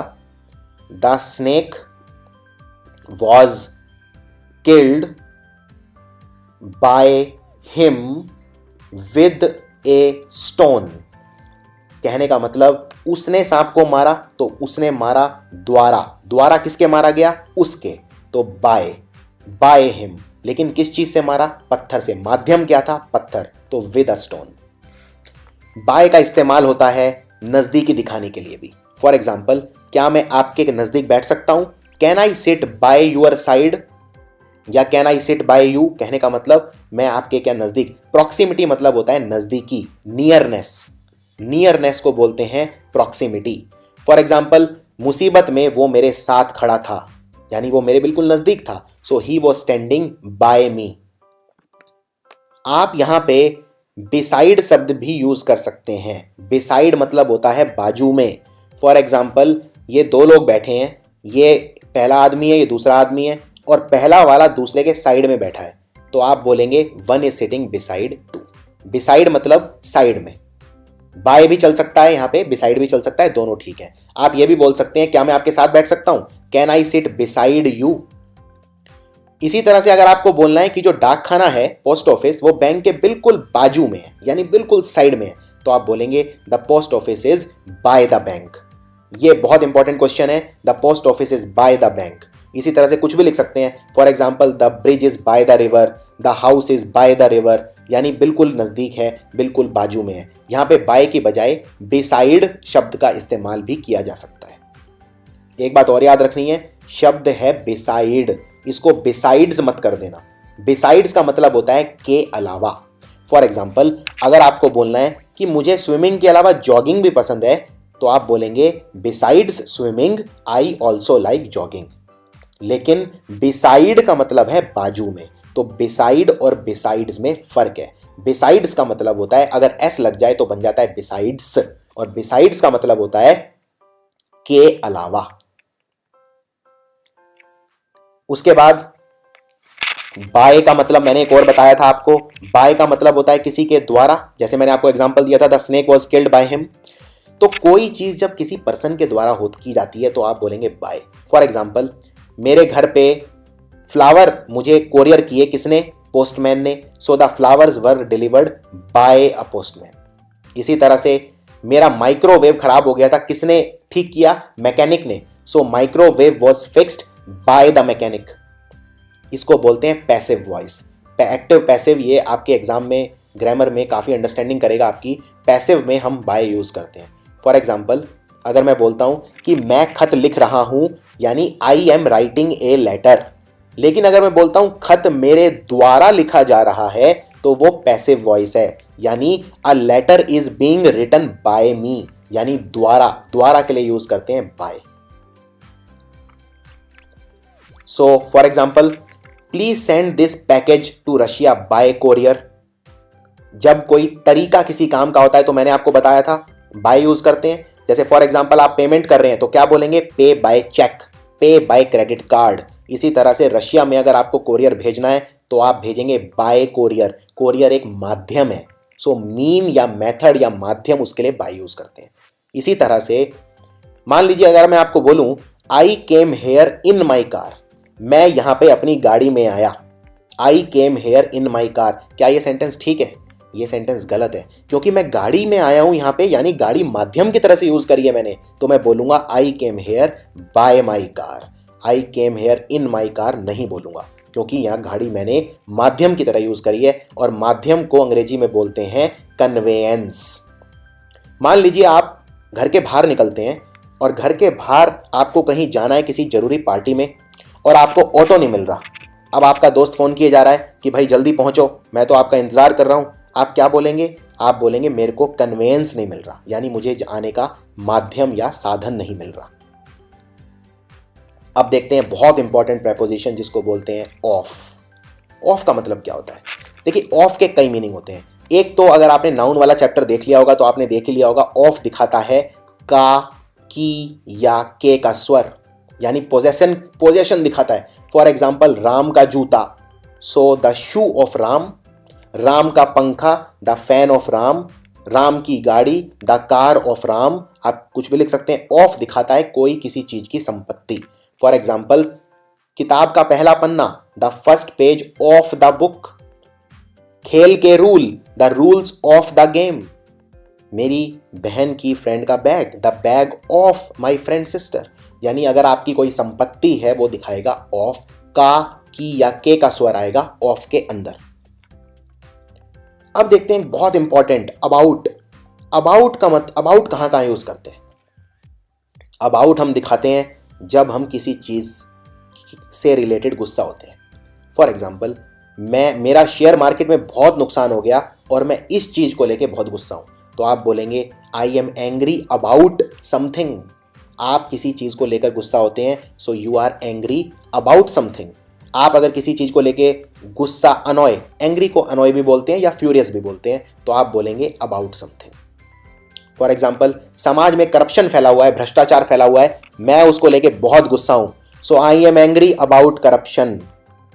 इसी तरह से अगर आप किसी चीज को लेके उत्साहित हैं, बहुत ज्यादा खुश हैं, मान लीजिए आपके शहर में एक मेला लगने वाला है या आपके दोस्त का जन्मदिन आने वाला है, उसको लेके आप बहुत ज्यादा एक्साइटेड हैं, बहुत ज्यादा उत्तेजित हैं, उत्साहित हैं, तो आप बोलेंगे I am excited about something. So I am excited about my friends birthday, I am excited about India Pakistan cricket match, I am excited about my holidays. इसी तरह अगर आप किसी चीज को लेके उदास हैं तो आप बोलेंगे I am worried about something. For example, मैं अपने एग्जामिनेशन के रिजल्ट को लेके दुखी हूं, I am worried about my examination result. So about हम यूज करते हैं किसी चीज में गुस्सा, किसी चीज से रिलेटेड एक्साइटमेंट या अपसेट दिखाने के लिए। और ये आपको बहुत ही अच्छे से इसमें फर्क करना आना चाहिए, क्योंकि आगे आगे मैं कुछ ऐसे प्रेपोजिशन बताऊंगा जो इन्हीं कंडीशंस में यूज करते हैं, लेकिन उनका यूज थोड़ा सा अलग होता है। अब देखते हैं एट का इस्तेमाल कहां करते हैं। एट का इस्तेमाल हम करते हैं अगर आप किसी चीज में बहुत अच्छे हैं। एक बहुत कॉमन गलती बताता हूं। एक सेंटेंस है, I am good in cricket. मान लीजिए आप क्रिकेट खेलने में अच्छे हैं, तो क्या आप ये बोल सकते हैं I am good in cricket? नहीं बोल सकते। आप बोलेंगे I am good eight cricket. जब आप किसी चीज में बहुत अच्छे होते हैं, अच्छे, बहुत अच्छे या ब्रिलियंट होते हैं, तो आप यूज करेंगे at. For example, they are excellent at planning fun parties. वो लोग पार्टी ऑर्गेनाइज करने में बहुत अच्छे हैं। They are excellent at planning fun parties. I am good at chess. मैं शतरंज खेलने में बहुत अच्छा हूं, I am good at chess. ये एक बहुत कॉमन गलती है। और इसका उल्टा कर दीजिए, मान लीजिए आप किसी चीज में बहुत बेकार हैं तो भी एट लगाएंगे। फॉर एग्जाम्पल, अगर आपको बोलना है मैं चेस बहुत गंदा खेलता हूं, I am bad at chess. मैं इतना घटिया खेलता हूं कि जिसके लिए मेरे पास शब्द नहीं है, मैं एकदम होपलेस हूं, ना उम्मीद हूं, यानी I am hopeless at chess. So for example एक यहाँ सेंटेंस मैंने बनाया है, unfortunately I am hopeless at being on time, यानी मैं किसी जगह पे समय पे नहीं पहुंच पाता, मैं बहुत ही बुरा हूं उस चीज में। आप बोलेंगे I am hopeless at being on time. अब कुछ आपको रेडीमेड शब्द बताता हूं जो एग्जाम में आते हैं। इसमें बस आपको यह याद रखना है कि किसके साथ क्या आता है। For example accustom. अकस्टम का मतलब होता है ढल जाना, किसी काम में ढल जाना, किसी काम के यूज टू हो जाना। जैसे for example he was accustomed of working hard. Accustomed के साथ लगता है ऑफ, और एक बहुत कॉमन गलती लोग क्या करते हैं, अकस्टम्ड के साथ लगा देते हैं टू। फॉर एग्जाम्पल अगर मान लीजिए आपको बोलना है कि आप रोज 15 घंटे काम कर सकते हो, आपका शरीर इस बात की परमिशन देता है कि आप 15 घंटे रोज काम कर सकते हो, तो आप बोलेंगे I am use to working 15 hours daily. लेकिन अगर आप ये बताने के लिए अकस्टम्ड का इस्तेमाल करते हैं तो आप बोलेंगे I M accustomed of working 15 hours daily. Accustomed के साथ लगाएंगे ऑफ और यूज्ड के साथ लगाएंगे टू। एक बहुत कॉमन गलती लोग करते हैं, अकस्टम्ड के साथ टू लगा देते हैं। दूसरा एक्यूज्ड। एक्यूज मतलब किसी पे इल्जाम लगाना, एक्यूज्ड के साथ मैं लगाऊंगा of. For example the man accused of stealing was sent to jail, यानी जिस व्यक्ति पर इल्जाम लगाया गया उसे जेल भेज दिया गया, एक्यूज्ड ऑफ। एक और बहुत कॉमन इसमें गलती करते हैं लोग, चार्ज्ड। कई बार लोग लिख देते हैं चार्ज्ड ऑफ। चार्ज्ड ऑफ का चार्ज मतलब अगर मैं किसी चीज पे चार्ज लगा रहा हूं यानी अगेन इल्जाम लगा रहा हूं, यानी एक्यूजेशन लगा रहा हूं, यानी उसे मैं एक्यूज कर रहा हूं। फर्क इतना है, चार्ज अगर मैं यूज करूंगा तो चार्ज के साथ ऑफ नहीं लगाऊंगा, चार्ज के साथ विद लगाऊंगा। सो इस सेंटेंस को आप ये भी बोल सकते हैं, the man charged with stealing was sent to jail. Accused of या चार्ज्ड विद, दोनों का मतलब एक ही है। तो अलग अलग शब्द के साथ अलग अलग प्रेपोजिशन लगते हैं, ये आपको याद करने हैं और रिपीटेड अभ्यास करना है, तभी आप प्रेपोजिशंस में कॉन्फिडेंट हो पाएंगे। इसी तरह से एक्वेंट। एक्वेंट के साथ लगता है विद। एक्वेंट का मतलब क्या होता है? एक्वेंट का मतलब होता है जान पहचान।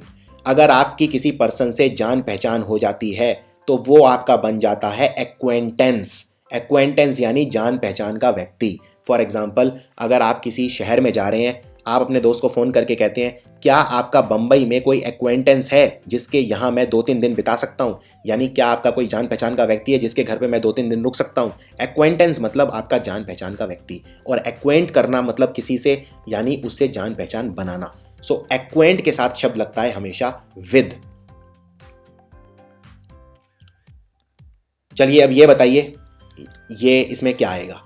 ही वॉज एक्यूज्ड या चार्ज्ड विद मर्डर, उस पर मर्डर का इल्जाम लगा दिया गया, क्या आएगा? एक्यूज्ड आएगा कि चार्ज्ड आएगा? अब ये कैसे डिसाइड करें, क्योंकि दोनों का मतलब एक ही होता है। एक्यूज का मतलब भी होता है इल्जाम लगाना, चार्ज का मतलब भी होता है इल्जाम लगाना, लेकिन आपका क्लू क्या है? क्लू है विद। विद के साथ हमेशा चार्ज लगता है और एक्यूज के साथ हमेशा ऑफ लगता है, यानी अगर यहाँ पे विद के अलावा जगह ऑफ होता तो आंसर हो जाता एक्यूज्ड। इस तरह से fill in the blank solve करते हैं ग्रामर के अंदर। देखिए आपका जो पेपर होगा उसमें एक क्वेश्चन आते हैं फिल इन द ब्लैंक्स।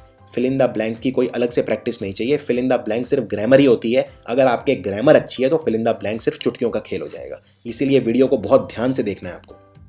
अगला प्रेपोजिशन है फॉर। फॉर हम यूज करते हैं जब हम कोई काम करते हैं किसी चीज के लिए। फॉर एग्जाम्पल अगर मुझे बोलना है कि चलिए वॉक के लिए चलते हैं तो आप बोलेंगे let's go for a walk. इसमें कई गलतियां लोग ये करते हैं, कई लिखते हैं let's go on a walk, walk पे चलते हैं, कई बोलते हैं let's go to a walk, ये सब गलत है। आप बोलेंगे let's go for a walk. अगर आपको बोलना है चलिए तैरने चलते हैं, आप बोलेंगे let's go for a swim. इसी तरह ड्रिंक के लिए चलते हैं, सो आप पूछेंगे किसी से would you like to come over for a drink. इसी तरह से breakfast, I had cornflakes for breakfast, यानी मैंने कॉर्नफ्लेक्स खाए ब्रेकफास्ट में, सो आप बोलेंगे I had cornflakes for breakfast. You always have something for breakfast, for lunch, for dinner. इसी तरह से for a drink, for a walk. For का एक इस्तेमाल और होता है प्रेपोजिशन ऑफ टाइम में, इसको बोलते हैं फॉर और सिंस। फॉर और सिंस काफी एक कंफ्यूजिंग रहता है स्टूडेंट्स के लिए, सो देखते हैं फॉर और सिंस में क्या फर्क है। दोनों ही दिखाते हैं टाइम, लेकिन किस तरह का टाइम उसमें फ़र्क आता है।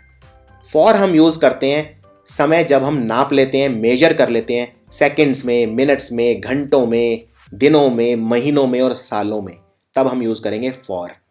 फॉर एग्जाम्पल, उसने 7 मिनट तक अपनी सांस रोक ली, तो आप बोलेंगे he held his breath for 7 minutes, क्योंकि मैंने मिनट काउंट कर लिए हैं। इसी तरह से वो यहाँ 7 साल तक रह चुकी है, सो 7 साल यानी फॉर। इसी तरह से ब्रिटिश और आयरिश के जो लोग हैं वो 7 सदियों से लड़ रहे हैं, यानी फॉर 7 सेंचुरीज। तो जब आप चीज़ें काउंट कर लेते हैं, इससे फ़र्क नहीं पड़ता कि समय कितना है, 1 मिनट भी हो सकता है, 7 मिनट, 7 सदियां, लेकिन काउंट करना होना चाहिए, तो फॉर यूज़ करेंगे। और सिंस हम यूज़ करते हैं एक स्पेसिफिक डेट या टाइम के साथ। एक आपको मैं शॉर्टकट बताता हूं, कंफ्यूजिंग हो सकता है, बिल्कुल आसान तरीका बताता हूं। अगर सिंस होगा तो कोई पास्ट का रेफरेंस होगा, वरना सिंस यूज नहीं करेंगे।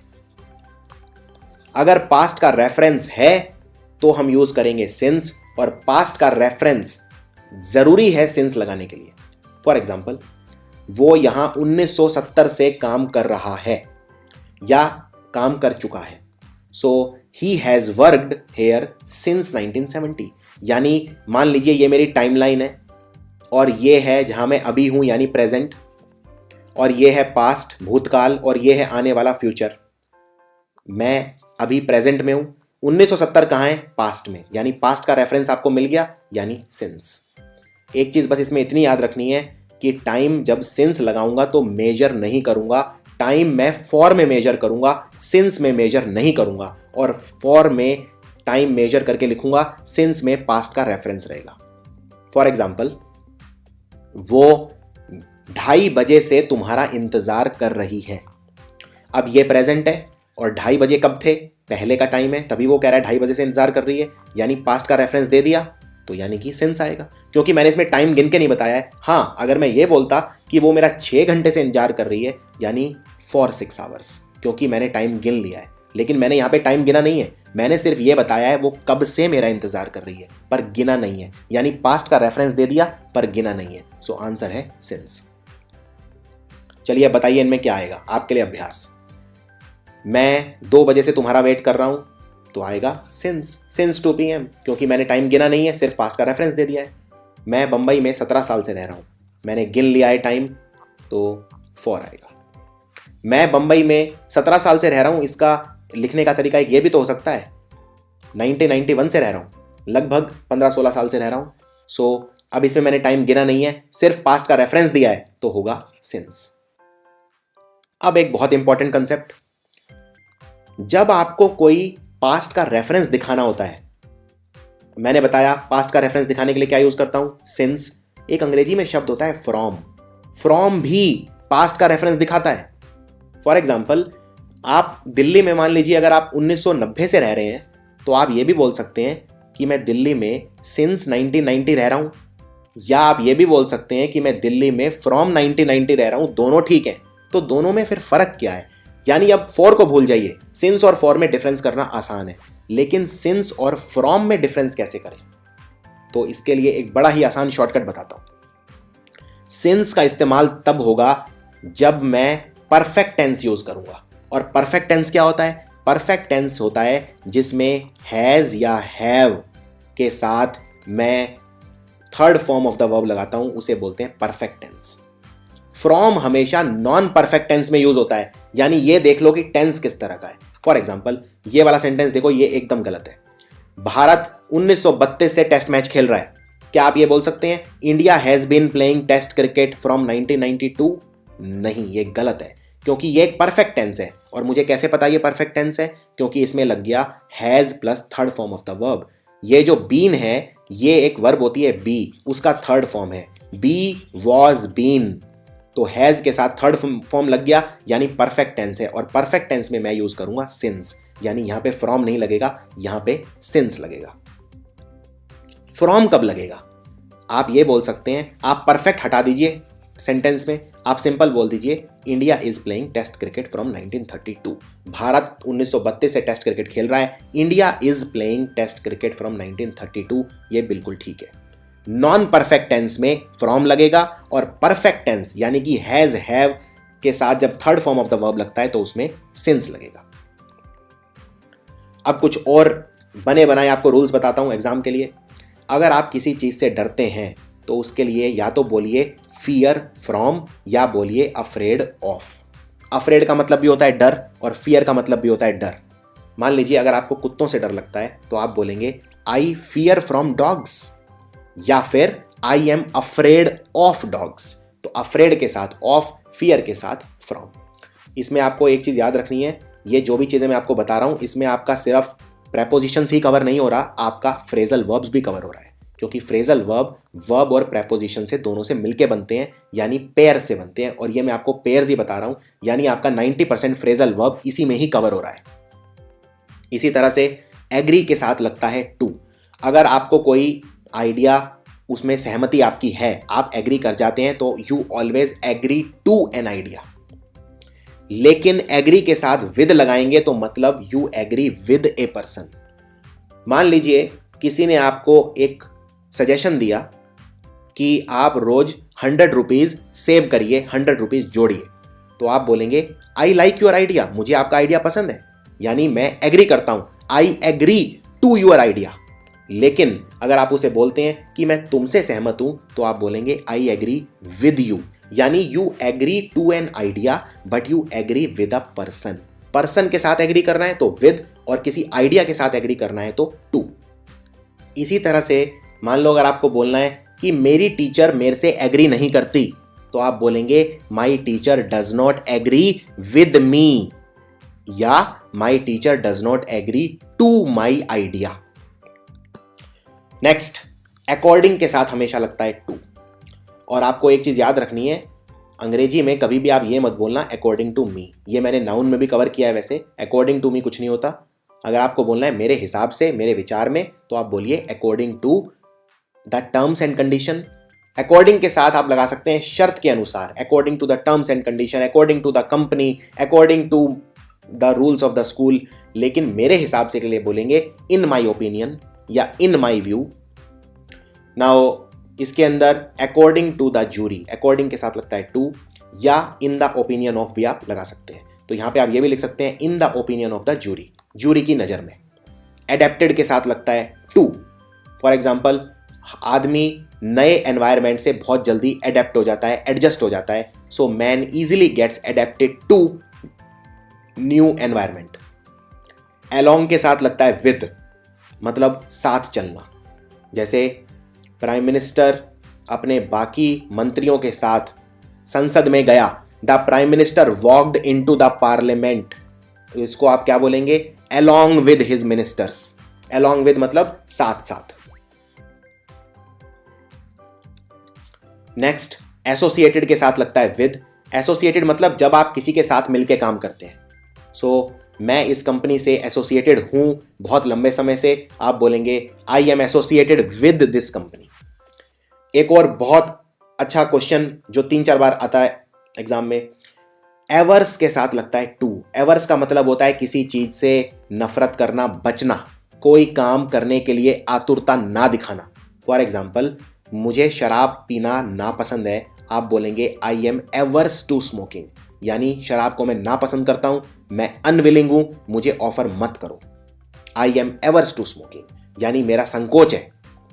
लेकिन अगर आप पसंद करते हैं तो आप बोल सकते हैं आई लाइक ड्रिंकिंग। लेकिन अगर आपको नहीं है तो बोलिए I am averse to smoking, I am averse to drinking, I am averse to sleeping. Next, believe के साथ हमेशा लगता है इन। जैसे कई लोग ये इसमें गलती करते हैं, अगर आपको भगवान में बहुत विश्वास है तो कई लोग बोलते हैं आई बिलीव ऑन गॉड। नहीं, आई बिलीव ऑन गॉड नहीं, आई बिलीव इन गॉड। आपके हमेशा जब भी विश्वास होगा, फेथ होगा, बिलीफ होगा, तो हमेशा इन समथिंग होगा। सो आई बिलीव इन गॉड। अगर आपको मान लीजिए आपका कोई दोस्त है जिसमें आप बहुत विश्वास करते हैं, तो आप बोलिए I believe in you. Next, belong के साथ लगता है टू। अगर कोई चीज आपकी है तो उसमें बिलोंग के साथ टू लगाएंगे। इसमें विद मत लगाना, विद एक बहुत कॉमन गलती है। फॉर एग्जाम्पल, आपका कोई सूटकेस है, किसी ने आपसे पूछा ये सूटकेस किसको बिलोंग करता है, आप बोलिए ये सूटकेस मेरा है। So this suitcase belongs to me. Bharat देश मेरा है, this country belongs to me. यह देश हम सबका है, this country belongs to us. Belong के साथ लगता है टू। क्लेवर के साथ लगता है एट। ये बहुत उसी तरह से है जिस तरह से गुड बताया था मैंने। अगर आप क्रिकेट खेलने में अच्छे हैं तो क्या बोलेंगे? I am good eight cricket. आप पेंटिंग करने में अच्छे हैं तो क्या बोलेंगे? I am good eight painting. इसी तरह से क्लेवर के साथ भी लगता है एट। यहाँ पे क्लेवर का मतलब गुड ही है। अगर मान लीजिए आप पेंटिंग करने में बहुत चतुर हैं, क्लेवर हैं, तो बोलेंगे I am clever at painting. इसी तरह से कॉन्ग्रेचुलेट के साथ लगता है, ये वाला बहुत इंपॉर्टेंट है, कॉन्ग्रेचुलेट के साथ लगता है ऑन। आप हमेशा किसी को कॉन्ग्रेचुलेट करते हैं किसी चीज़ के ऊपर। So I congratulated him on his success. इसमें बहुत बड़ी गलती जो लोग करते हैं, कॉन्ग्रेचुलेट के साथ फॉर लगा देते हैं। फॉर एग्जाम्पल, मान लीजिए अगर मेरा कोई दोस्त है क्लास में फर्स्ट आ गया, तो मैं उसे कॉन्ग्रेचुलेट करूंगा, शाबाशी दूंगा, उसे बधाइयाँ दूंगा। तो मैं ये नहीं बोल सकता I congratulated my friend for his success. नहीं, I will congratulate him on his success. Congratulate के साथ लगता है ऑन। इसी तरह से क्योर के साथ लगता है फॉर। जैसे क्योर मतलब होता है इलाज, तो साइंटिस्ट एड्स का इलाज सर्च कर रहे हैं, यानी the scientist are finding a cure for AIDS. Depend के साथ लगता है ऑन। मैं अगर किसी चीज़ पे डिपेंड हूं तो मैं हूं डिपेंड ऑन। फॉर एग्जाम्पल, हमारे देश की जो एम्प्लॉयमेंट है वो इकोनॉमी पे डिपेंड है, सो आप बोलेंगे employment is dependent on growth of economy. Derived के साथ लगता है फ्रॉम। जैसे बहुत सारे अंग्रेजी के शब्द हैं जो इंग्लिश और ग्रीक से डेराइव हुए हैं, यानी दे आर डेराइव्ड फ्रॉम। इसके अलावा कुछ और इंपॉर्टेंट जो मैंने इकट्ठे किए एग्जाम से, डिटेल्स के साथ लगता है ऑफ। फॉर एग्जाम्पल, इस नए बुक की मुझे डिटेल चाहिए, I want the details of the book. Different के साथ लगता है फ्रॉम, और इसमें बहुत कॉमन एरर है, बच्चे लगाते हैं देन। देन नहीं आएगा। मान लीजिए आपके पास एक गाड़ी है और आपके दोस्त के पास भी गाड़ी है, और आप दोनों की गाड़ी बिल्कुल अलग अलग है, तो क्या आप अपने दोस्त को यह बोल सकते हैं कि my car is different than yours? नहीं, आप बोलेंगे my car is different from yours. तो डिफरेंट के साथ एक बहुत कॉमन गलती है, लोग देन लगा देते हैं, देन नहीं आएगा, फ्रॉम आएगा। इसी तरह डिवाइड के साथ लगता है इनटू। फॉर एग्जाम्पल, उसने अपनी सारी संपत्ति को डिवाइड कर दिया अपने बेटों में, यानी his property was divided into two parts and given to the two sons. सो अगर आप कोई चीज तोड़ते हैं, कोई चीज का विभाजन करते हैं, डिवाइड करते हैं, तो उसके साथ शब्द लगता है इनटू। इसी तरह से ड्रीम यानी सपना देखना, ड्रीम के साथ लगता है ऑफ। फॉर एग्जाम्पल, मैं सपनों में भी नहीं सोच सकता था कि मैं फेल हो जाऊंगा एग्जाम में, तो आप बोलेंगे I could never dream of Fehling. Famous के साथ लगता है फॉर। ये मैं आपको बता चुका हूं, कोई भी चीज किसी चीज के लिए फेमस होती है। फॉर एग्जाम्पल, बनारस जो है वो अपने घाट्स के लिए फेमस है, so Banaras is famous for its ghats. इसी तरह से नोन के साथ भी फॉर लगता है। आप यहां फेमस की बजाय नोन भी लगा सकते हैं, यानी बनारस अपने घाट्स के लिए जाना जाता है। गुड एट मैं ऑलरेडी कवर कर चुका हूं। इसी तरह से इग्नोरेंट के साथ लगता है ऑफ। इग्नोरेंट मतलब कोई चीज इग्नोर कर देना, एकदम मूर्खतापूर्ण हरकत करना, यानी उस चीज पे ध्यान ना देना। अगर आप किसी चीज पे ध्यान नहीं देते तो आप हैं इग्नोरेंट व्यक्ति। तो for example, being ignorant of all the consequences he easily fail into bad habits, यानी कि उसने परिणामों की परवाह नहीं की और वो एकदम इग्नोरेंट हो गया और बुरी आदतों में लग गया। So he was ignorant of the consequences, यानी परिणामों के परिणाम बोलते हैं कॉन्सिक्वेंसेज को, तो वो कॉन्सिक्वेंसेज के एकदम इग्नोरेंट ऑफ था। इसी तरह से इंक्रीज के साथ लगता है इन। जैसे फॉर एग्जाम्पल, हमारे देश में मल्टीनेशनल कंपनियों में बहुत ज़्यादा इंक्रीज देखने को मिल रहा है, so there is always an increase in something. इसी तरह से अगर किसी चीज़ में घटोती होगी तो आप बोलेंगे there is a decrease in something. इसी तरह से इंसिस्ट के साथ लगता है ऑन। इंसिस्ट मतलब किसी को बार बार कुछ करने के लिए कहना, फोर्स करना। For example, the shopkeeper could not deny when she insisted on paying later, यानी कि जब उसने कस्टमर ने बोला कि मैं बाद में पैसा दूंगी, तो शॉपकीपर उसे मना नहीं कर पाया, क्योंकि वो क्या कर रही थी, बार बार she insisted on paying later. तो इंसिस्टेड के साथ लगेगा ऑन, और ये बहुत इंपॉर्टेंट क्वेश्चन है। इसी तरह से इंटरेस्टेड के साथ लगता है इन। मान लीजिए अगर आप शतरंज खेलने में इंटरेस्टेड हैं, आप बोलेंगे I am interested in chess. Interested के साथ लगता है इन। लैक के साथ लगता है ऑफ। लैक ऑफ मतलब किसी चीज की कमी होना, जैसे पैसों की कमी होना, तो बोलेंगे lack of money. Lack of की बजाय आप डिवॉइड ऑफ भी लगा सकते हो। फॉर एग्जाम्पल अगर किसी पर्सन के पास पैसा कम है, सो आप बोलोगे he is devoid of money.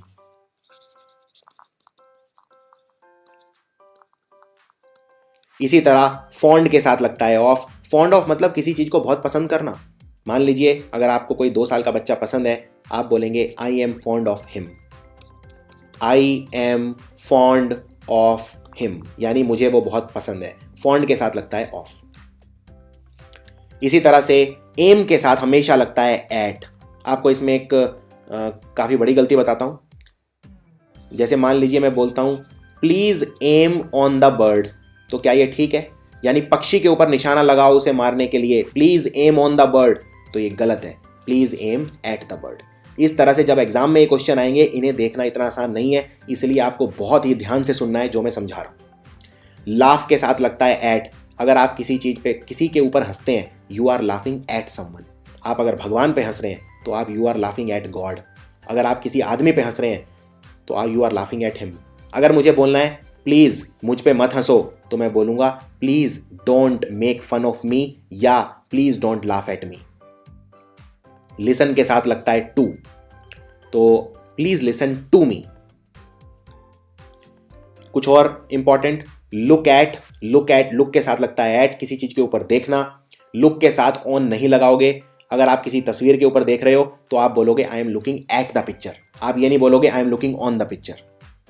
इसी तरह से लुक आफ्टर का मतलब होता है किसी की देखभाल करना। जैसे मदर अपने बच्चे को क्या करती है? Look after.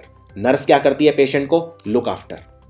और एक है लुक फॉर। लुक फॉर का मतलब है कोई चीज ढूंढना। एक होता है लुक इनटू। लुक इनटू का मतलब होता है किसी चीज के अंदर जाना, किसी चीज का इन्वेस्टिगेशन करना, किसी चीज की खोज करना। For example I have requested the police commissioner to look into the matter. ये बहुत ही इंपॉर्टेंट है, यानी कि पुलिस वाला फाइल खोल के उसकी गहराई में जाएगा। He will look into the matter. अब आते हैं कुछ पेयर्स के ऊपर जो एग्जाम में बहुत ज्यादा आते हैं, बिसाइड और बिसाइड्स। ये मैं आपको एक्सप्लेन कर चुका हूं, लेकिन दोबारा बता देता हूं। बिसाइड का मतलब होता है बाजू में, साइड में, लेकिन बिसाइड्स का मतलब होता है इन एडिशन टू या के अलावा। फॉर एग्जाम्पल वो कुर्सी के साइड में बैठ गया, तो आप क्या बोलोगे? He sat besides the chair? नहीं, क्योंकि बिसाइड्स का मतलब है के अलावा। मैं बोल रहा हूं कि वो कुर्सी के साइड में बैठा है, यानी he sat beside the chair. इसी तरह से बिसाइड्स का मतलब होता है के अलावा। फॉर एग्जाम्पल किताबें पढ़ने के अलावा मुझे स्विमिंग भी पसंद है, तो आप बोलेंगे in addition to reading books I enjoy swimming as well, या beside swimming I enjoy reading and dancing. मुझे स्विमिंग के अलावा पढ़ना और डांस करना भी अच्छा लगता है। सो के अलावा के लिए यूज करेंगे बिसाइड्स। अब ये बताइए यहां पे क्या आएगा? ये आपकी परीक्षा है। शी सैट बिसाइड या बिसाइड्स मी टू कंफर्ट मी। वो मेरे पास बैठ गई मुझे सांत्वना देने के लिए, तो वो मेरे साइड में बैठ गई, यानी बिसाइड।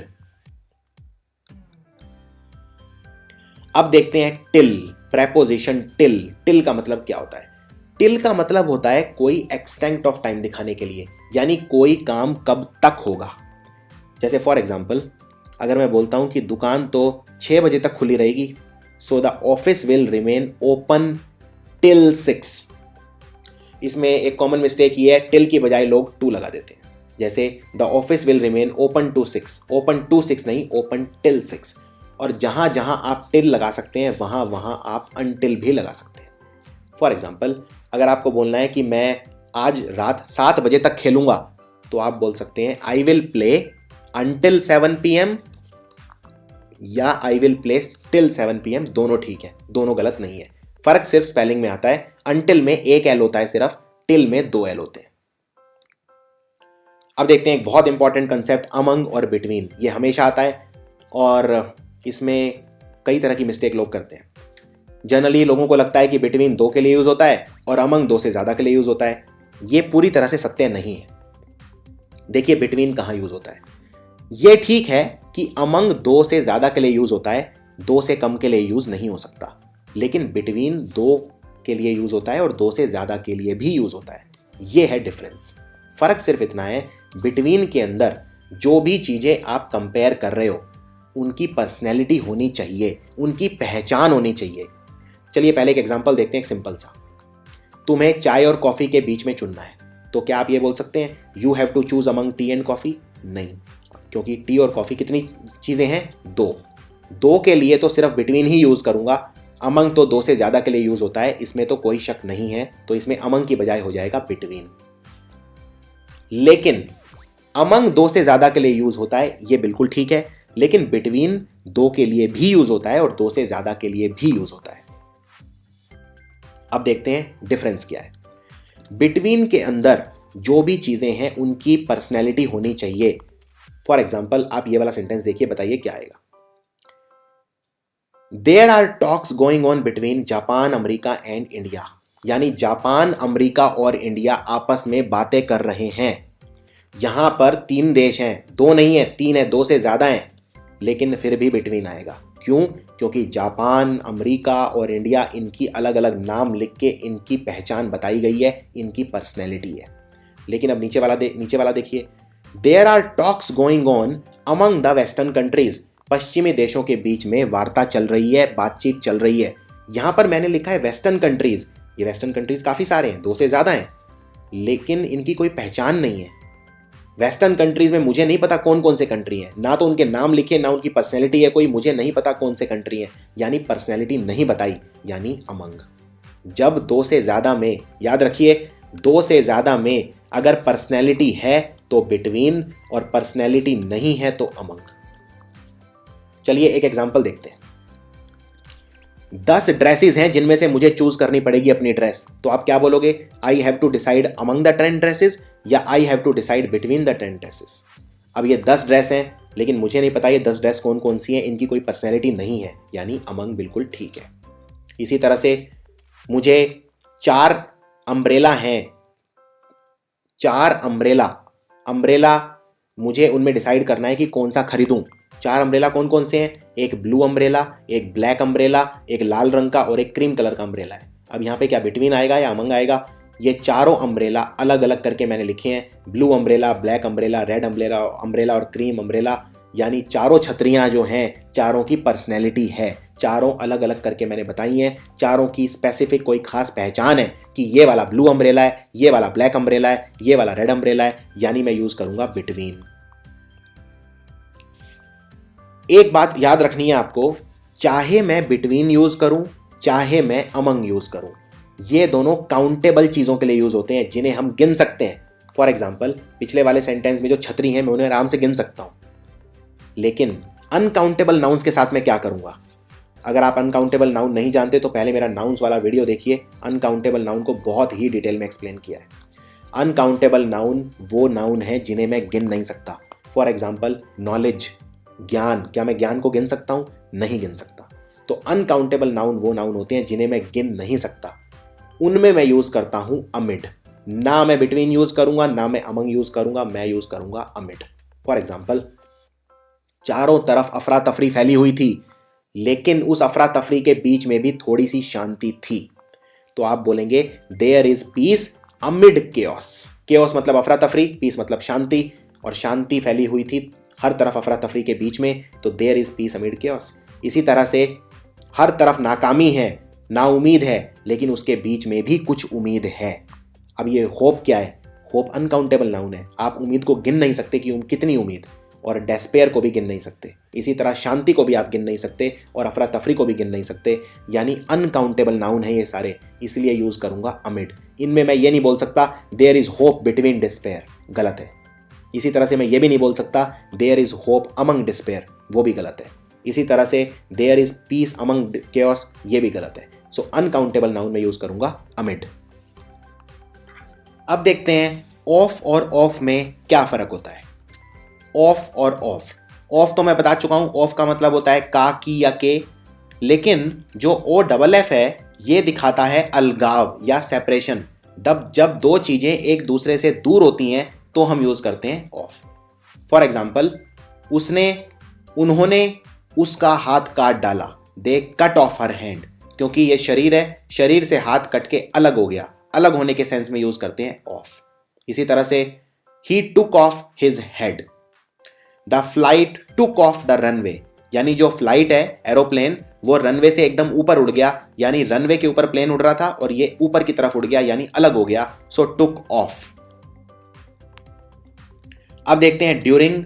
ड्यूरिंग हम यूज करते हैं अंतराल दिखाने के लिए, यानी जब कोई चीज हो रही थी उस वक्त क्या हो रहा था तब हम यूज करते हैं ड्यूरिंग।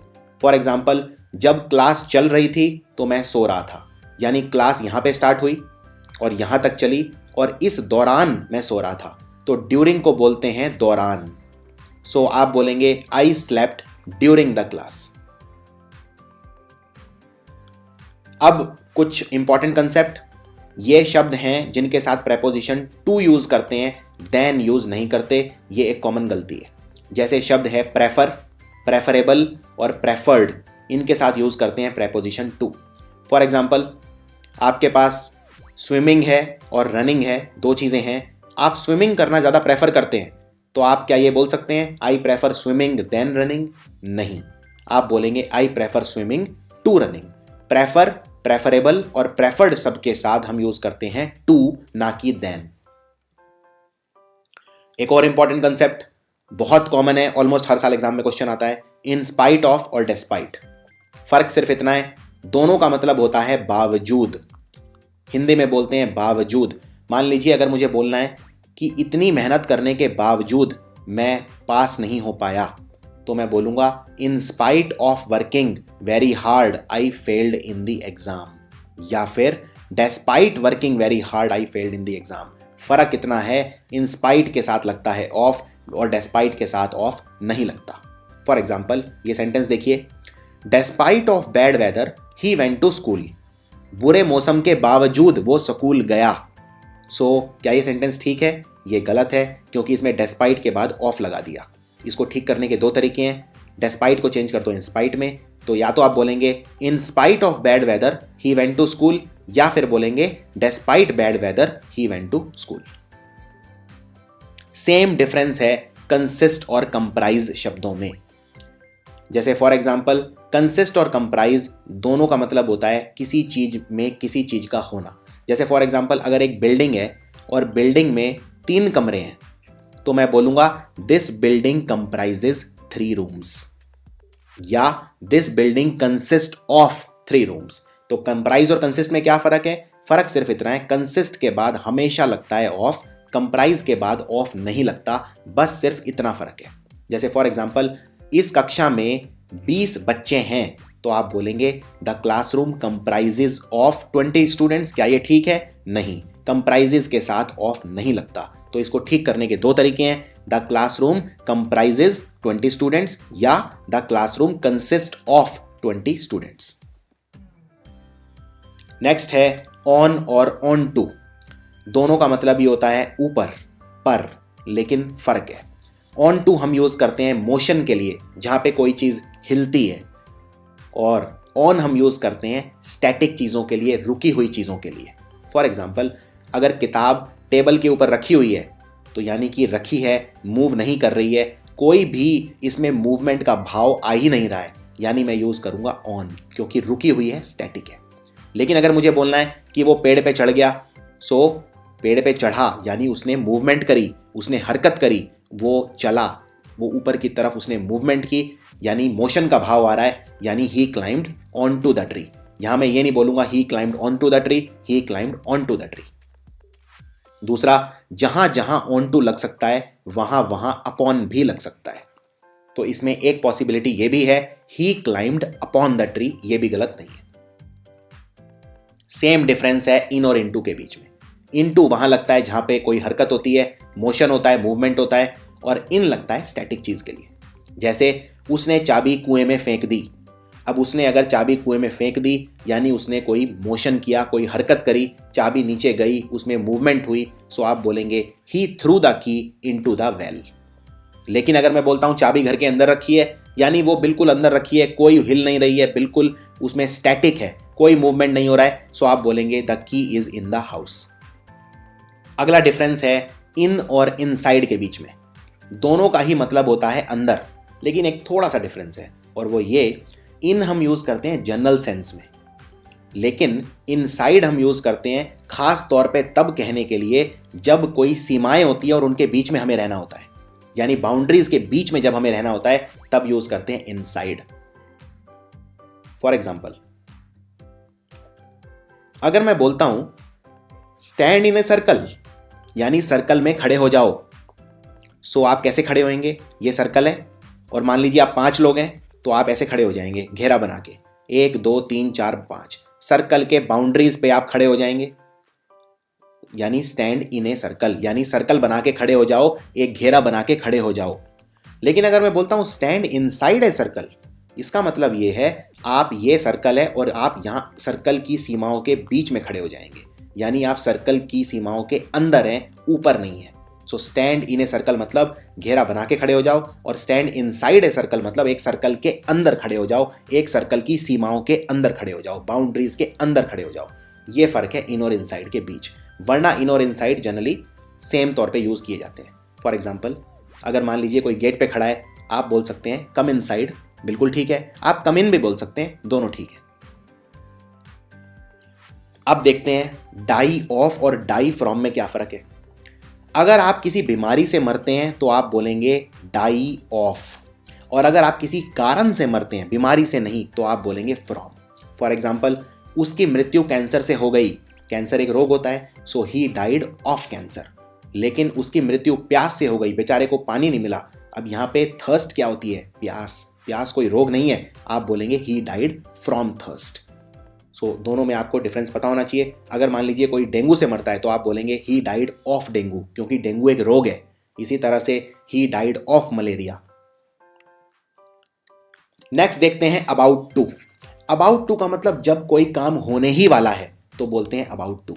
जैसे फॉर एग्जाम्पल, मैं एक नया लेसन स्टार्ट करने वाला हूं, I am about to start a new lesson, या I am about to starting a new lesson, कौन सा ठीक है? तो याद रखिए, ये बहुत ज्यादा एग्जाम में रिपीट होता है। अबाउट टू के साथ कभी भी आईएनजी नहीं लगता, यानी सिर्फ वर्ब लगेगी, आईएनजी नहीं लगेगा। सो सही आंसर क्या है? I am about to start a new lesson या starting a new lesson? Answer है I am about to start a new lesson.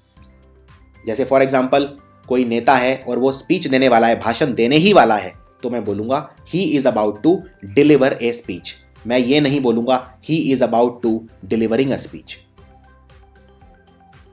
चलिए ये बताइए, इसमें क्या आएगा? I am use to play cricket या I am use to playing cricket? मैं काफी यूज टू हूं। यूज टू मतलब मुझे आदत है क्रिकेट खेलने की। So I am use to play cricket, I am use to playing cricket. याद रखिए, यूज टू के साथ हमेशा लगेगा वर्ब प्लस आईएनजी, यानी I am use to playing cricket. इसी तरह से I am looking forward to, this is very important. I am looking forward to read a novel today या I am looking forward to reading a novel today. Looking forward to का मतलब होता है मैं कोई काम करने के लिए बहुत ज्यादा उत्साहित हूं, मैं ये काम करना चाहता हूं, आज मैं एक नॉवल पढ़ना चाहता हूं, एक किताब पढ़ना चाहता हूं। सो क्या बोलेंगे आप? I am looking forward to read a novel today या I am looking forward to reading a novel today. तो हमेशा याद रखिए, लुकिंग फॉरवर्ड के साथ हमेशा लगता है वर्ब प्लस आईएनजी, यानी आंसर है I am looking forward to reading a novel today. चलिए ये बताइए, इसमें क्या आएगा? मैं तुमसे मिलने के लिए बहुत इच्छुक हूं, बहुत ज्यादा आतुर हूं, बहुत ज्यादा उत्साहित हूं। I am looking forward to meet you या I am looking forward to meeting you. तो आंसर होगा I am looking forward to meeting you. अब एक बहुत इंपॉर्टेंट कंसेप्ट, इन सारे शब्दों के आगे टू नहीं लगेगा, और बहुत ज्यादा गलती करते हैं लोग, टू लगा देते हैं। फॉर एग्जाम्पल, अगर आप बोलते हैं कि मैंने उसे कहा, तो आप क्या बोलेंगे? आई टोल्ड हिम या आई टोल्ड टू हिम? तो जो वर्ब है टोल्ड, ये किससे बना? टेल, और टेल एक ऐसी वर्ब है जिसके बाद कभी भी टू नहीं लगता। तो आप बोलेंगे मैंने उसे कहा, आई टोल्ड हिम। इसी तरह से ये जितने भी शब्द हैं, इनके आगे टू किसी के आगे भी नहीं लगेगा। इन शब्द पे नजर मारते हैं, एडवाइस करना, तो आप क्या बोलेंगे? मैंने उसे एडवाइस किया, आई एडवाइज्ड हिम या एडवाइज्ड टू हिम? आप बोलेंगे आई एडवाइज्ड हिम, टू नहीं लगेगा। Beg, ask, command, encourage, request. इसी तरह से एक बहुत कॉमन गलती लोग करते हैं, लोग कहते हैं आई रिक्वेस्टेड टू हिम। नहीं, you requested him, not requested to him. Inform, thank, welcome, warn, forbid, order, remind, congratulate, compliment, इनमें टू नहीं लगेगा। मैं चाहूंगा ये जितने भी वर्ब हैं इनको आप अच्छे से लिख लें, याद कर लें और इनकी प्रैक्टिस करें, इनमें अपने खुद के सेंटेंस बनाएं, इससे आपका कॉन्फिडेंस बढ़ेगा। सो आप अब खुद चूज करके मुझे बता सकते हैं इनमें क्या आएगा, आई एडवाइज्ड हिम या आई एडवाइज्ड टू हिम। तो आंसर है I advised him. I requested him या I requested to him. Answer है आई रिक्वेस्टेड हिम। उसका बिल्कुल उल्टा है, इनके साथ टू लगेगा। Say, suggest, propose, reply, speak, explain, complain, talk, listen, report, pray और डिस्क्राइब, इन सारे शब्दों के आगे टू लगेगा। तो मान लीजिए अगर आपको बोलना है कि मैंने उसे रिप्लाई कर दिया था, तो आप बोलेंगे आई रिप्लाइड टू हिम। मैंने उसे कंप्लेन की, आई कंप्लेन टू हिम। मैंने उसे प्रोपोज किया, आई प्रोपोज्ड टू हर। मैंने उसे सजेस्ट किया, आई सजेस्टेड टू हिम। देखिए, सजेस्ट मतलब होता है किसी को एडवाइस देना, लेकिन अगर एडवाइस शब्द यूज करेंगे तो आप लिखेंगे आई एडवाइज्ड हिम, लेकिन सजेस्ट लिखेंगे तो लिखेंगे आई सजेस्टेड टू हिम। ये खूबसूरती है इंग्लिश भाषा की, कहीं पे टू लगता है, कहीं पे टू नहीं लगता। सजेस्ट एक ऐसी वर्ब है, इसके आगे टू हमेशा लगता है, एडवाइस के साथ टू नहीं लगता, लेकिन मतलब दोनों का सेम है। अब कुछ ऐसे भी वर्ब हैं जिनके बाद प्रेपोजिशन आपको नहीं लगाना, और एग्जाम में ये बहुत फेवरेट माने जाते हैं, क्योंकि इनमें क्वेश्चन जब आता है तो उसमें कोई ना कोई प्रेपोजिशन लगा के दे देते हैं, और ये देखने इतने आसान नहीं है, इसलिए ये आपको याद करने पड़ेंगे। ये वर्ब्स खासकर एग्जाम में रिपीट हो चुके हैं, कम से कम 6 बार हर क्वेश्चन रिपीट हो चुका है, इसलिए मैंने इनकी कलेक्शन बना ली है एक जगह पे, और आप इनको डायरेक्ट रेडीमेड कंसेप्ट आपको दे रहा हूँ ये मैं। स्ट्रेस, किसी चीज़ पे जोर देना। Investigate, consider, resist, enter, discuss, describe. Discuss और डिस्क्राइब हर दूसरे साल रिपीट होता है।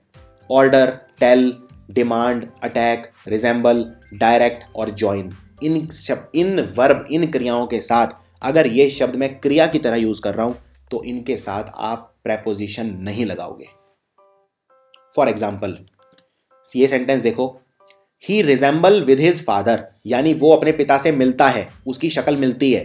क्या आप ऐसे बोल सकते हो, ही रिजेंबल्स विद हिज फादर? ये गलत है। रिजेंबल के साथ प्रेपोजिशन नहीं आएगा, तो आप लिखेंगे ही रिजेंबल हिज फादर। सिंपल, कोई प्रेपोजिशन की जरूरत नहीं है। इसी तरह से उसने मेरे ऊपर अटैक करा अपनी अभद्र भाषा से, सो आप क्या बोलेंगे, शी अटैक्ड ऑन मी या शी अटैक्ड मी? अटैक एक ऐसा वर्ब है जिसके साथ प्रेपोजिशन नहीं लगता, तो आंसर है शी अटैक्ड मी। इस तरह से कोई भी सेंटेंस बनाया जा सकता है। अब कुछ प्रेपोजिशन क्वेश्चंस की प्रैक्टिस करते हैं जो पिछले एग्जाम्स में आ चुके हैं। ये मैंने पिछले 10 साल के जो पेपर हैं उनसे निकाले हैं क्वेश्चन, और ये शॉर्ट यही रिपीट होंगे। इनमें आपको ये भी पता चलेगा आपने प्रेपोजिशन कितना सीखा है। चैप्टर खत्म हो चुका है, पूरा प्रेपोजिशन अच्छे से कवर हो चुका है, अब बात बची है प्रैक्टिस की। तो करते हैं कुछ अभ्यास। तो जब भी मैं, अब जैसे मैंने ये दिखाया आपको तुरंत पॉज करना है, पहले खुद अटेम्प्ट करना है, नहीं कर सके तो फिर मेरी एक्सप्लेनेशन सुननी है। सबसे पहले, don't be so hard to your self, your commitment towards your work is seen by all. ये जितने भी सेंटेंस मैंने लिखे हैं सारे गलत हैं, इनको ठीक करना है। अब देखिए, don't be so hard to your self मतलब मैं किसी को कह रहा हूं अपने आप को दोष मत दो, अपने आप पे इतना अपने आप से हार्ड, अपने आप से नाराज मत हो। तुम्हारा जो काम के प्रति कमिटमेंट है वो सब अप्रिशिएट करते हैं, कोई दिक्कत वाली बात नहीं है। अपने आप से नफरत मत करो, अपने आप से इतना नाराज मत हो।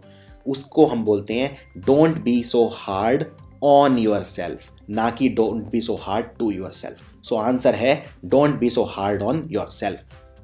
अगला, the snake was killed by a stone, snake को पत्थर से मार दिया गया। सो बाय अ स्टोन नहीं, विद अ स्टोन। जिस चीज से मारा जाता है उसके लिए विद यूज करते हैं, और जो व्यक्ति मारता है तो बाय यूज करेंगे। She aimed at the bird, ये बिल्कुल ठीक है, इसमें कोई गलती नहीं है। जब भी आप पक्षी पे निशाना लगाते हैं सो हमेशा एट द बर्ड लगाते हैं। We walked till the edge of the river, देखिए टिल हमेशा टाइम के लिए आता है।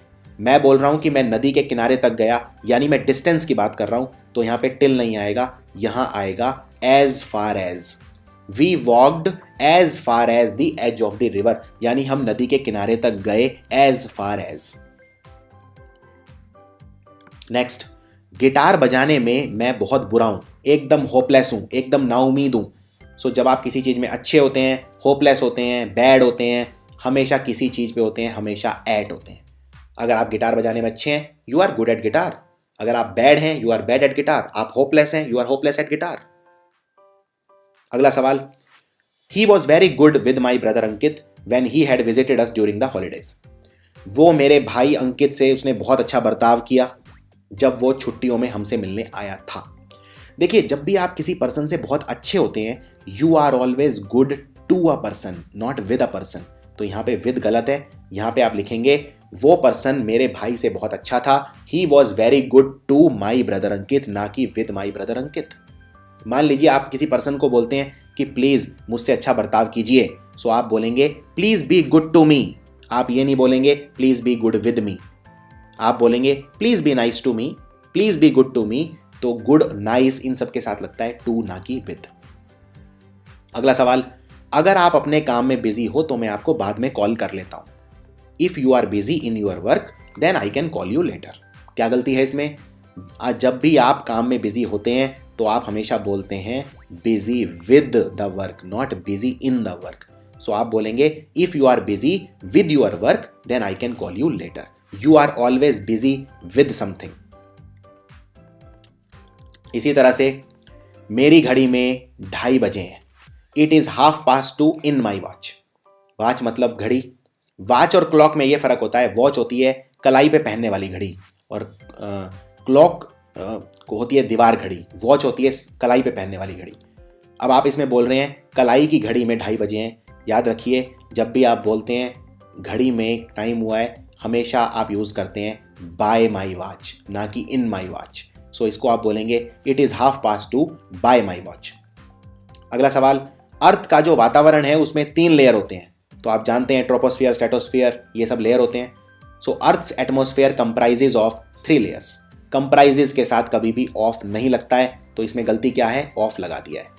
इसको ठीक करने का एक तरीका और है, कंप्राइजेज को चेंज कर दीजिए कंसिस्ट में, कंसिस्ट के साथ ऑफ लगता है। उसने 4 दिन की छुट्टी ले ली। ही took leave of 4 days।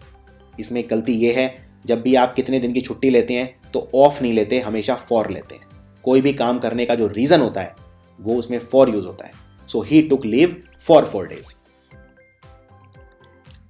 Next, children should always listen the advice of their elder and well wisher. बच्चों को हमेशा अपने बड़ों की एडवाइस सुननी चाहिए। सो लिसन एक ऐसा शब्द है जिसके साथ हमेशा लगता है टू, ये हम देख चुके हैं। तो इसका आंसर होगा children should always listen to the advice of their elders. अगला, nobody denies that my ideas are different than yours. कोई भी मना नहीं कर रहा कि मेरे आइडिया और आपके आइडिया डिफरेंट हैं। तो डिफरेंट के साथ कभी भी देन नहीं लगता, डिफरेंट के साथ लगता है फ्रॉम। सो आंसर है nobody denies that my ideas are different from yours. कुछ और अभ्यास करते हैं। It was I who was responsible of making all the arrangements for the wedding. यह मैं था जिसके ऊपर शादी के सारे अरेंजमेंट करने का जिम्मेवारी था। देखिए, जब भी आपके ऊपर रिस्पॉन्सिबिलिटी होती है किसी चीज की, you are responsible for something, not of something. So यहां ऑफ को चेंज कर दीजिए फॉर में। इसी तरह से रवि ने अपने फ्रेंड को कहा कि गाड़ी खरीद लेनी चाहिए। So Ravi told to his friend to buy a car. Told के साथ कभी भी टू नहीं आता। सो आंसर है Ravi told his friend to buy a car. Next, one must always pay with his debit card and not credit card. Pay के साथ हमेशा आता है बाय। जब आप किसी चीज को किसी तरह से करते हैं तो उसके लिए बाय यूज करते हैं। So one must always pay by his debit card and not credit card. Our teacher emphasised on the use of correct grammar. हमारे टीचर ने हमें कहा, जोर दिया कि हमेशा सही ग्रामर यूज करनी चाहिए। सो इसमें आप क्या गलती निकाल सकते हैं? जब भी आप किसी चीज पर जोर देते हैं तो एम्फसाइज एक ऐसी वर्ब है जिसके साथ प्रेपोजिशन लगता ही नहीं है। सो इसका आंसर होगा our teacher emphasised the use of correct grammar. On की जरूरत नहीं है। ओपनिंग सेरेमनी के समय, on the time of the opening ceremony of the theatre a large crowd had assembled. जब थिएटर की ओपनिंग सेरेमनी हुई तो एक बहुत बड़ी क्राउड इकट्ठा हो गई थी। इसमें जब आप भी बोलते हैं कि किसी समय के वक्त, तो हमेशा बोलते हैं एट द टाइम, ना कि ऑन द टाइम। मान लीजिए आप बोलते हैं कि जब मेरा जन्म हुआ उस वक्त मेरा वजन 1 किलो था, तो आप बोलेंगे at the time of my birth, ना कि on the time of my birth.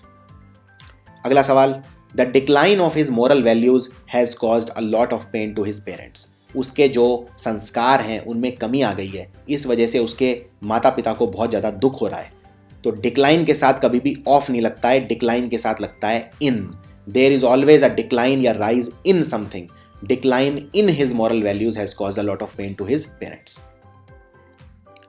Without thinking for a moment he entrusted me in all the responsibilities. बिना एक मोमेंट समझे उसने मुझ पे इतना ज़्यादा भरोसा दिखा दिया और मुझे सारी रिस्पॉन्सिबिलिटीज दे दी। इसको कैसे ठीक करोगे? जब भी आप किसी में ट्रस्ट दिखाते हैं तो एंट्रस्ट जो शब्द है इसके साथ हमेशा लगता है विद। सो इसका आंसर है without thinking for a moment he entrusted me with all the responsibilities. Sudha fell in well and nobody try to save her. Sudha कुएं में गिर गई और किसी ने भी उसे बचाने की कोशिश नहीं की। अब देखिए, सुधा कुएं में गिरी मतलब मूवमेंट हुई। मूवमेंट के लिए इन यूज नहीं करते, मूवमेंट के लिए इनटू यूज करते हैं। So Sudha fell into the well. और आखिरी, I prefer coffee than tea. मैं कॉफी पसंद करता हूं चाय की बजाय। प्रेफर के साथ देन नहीं लगता, प्रेफर के साथ टू लगता है। So I prefer coffee to tea. Suresh अपने काम में बहुत ज्यादा बिजी है। Suresh is busy in his work for his presentation. तो अगेन, बिजी आप काम में होते हैं तो बिजी इन नहीं होते, बिजी विद होते हैं। Suresh is busy with his work. While crossing the road cross करते वक्त एक बूढ़ा आदमी बस से कुचला गया। So while crossing the road an old man was run out by a bus. जब भी कुचलना होता है उसके लिए रन आउट नहीं होता, रन ओवर होता है। एम्फीबियंस पानी में भी जी सकते हैं और जमीन पे भी जी सकते हैं, ठीक है, उनको एम्फीबियंस बोलते हैं, जैसे मेंढक। So amphibians can live in water, बिल्कुल ठीक है, लेकिन लैंड के आगे मैंने प्रेपोजिशन नहीं लगाया तो यहां लगाऊंगा ऑन लैंड। यानी एम्फीबियंस पानी में भी जी सकते हैं और धरती पर भी जी सकते हैं। तो धरती के लिए धरती के सतह पे रहते हैं, यानी ऑन आएगा, तो यहां पे मुझे लगाना पड़ेगा ऑन। मेरी मदर को बहुत शौक है अलग अलग तरह के पकवान बनाने का। My mother is fond of cooking different types of dishes. अब देखिए, फॉन्ड ऑफ में दो एफ नहीं आते, एक ही एफ आता है, तो आंसर है fond of. Our teacher can not control on the students. हमारे टीचर स्टूडेंट्स को कंट्रोल नहीं कर सकते, तो can not control on the student नहीं, can not control the student, on की जरूरत नहीं है, कंट्रोल वर्ब के साथ ऑन नहीं आएगा।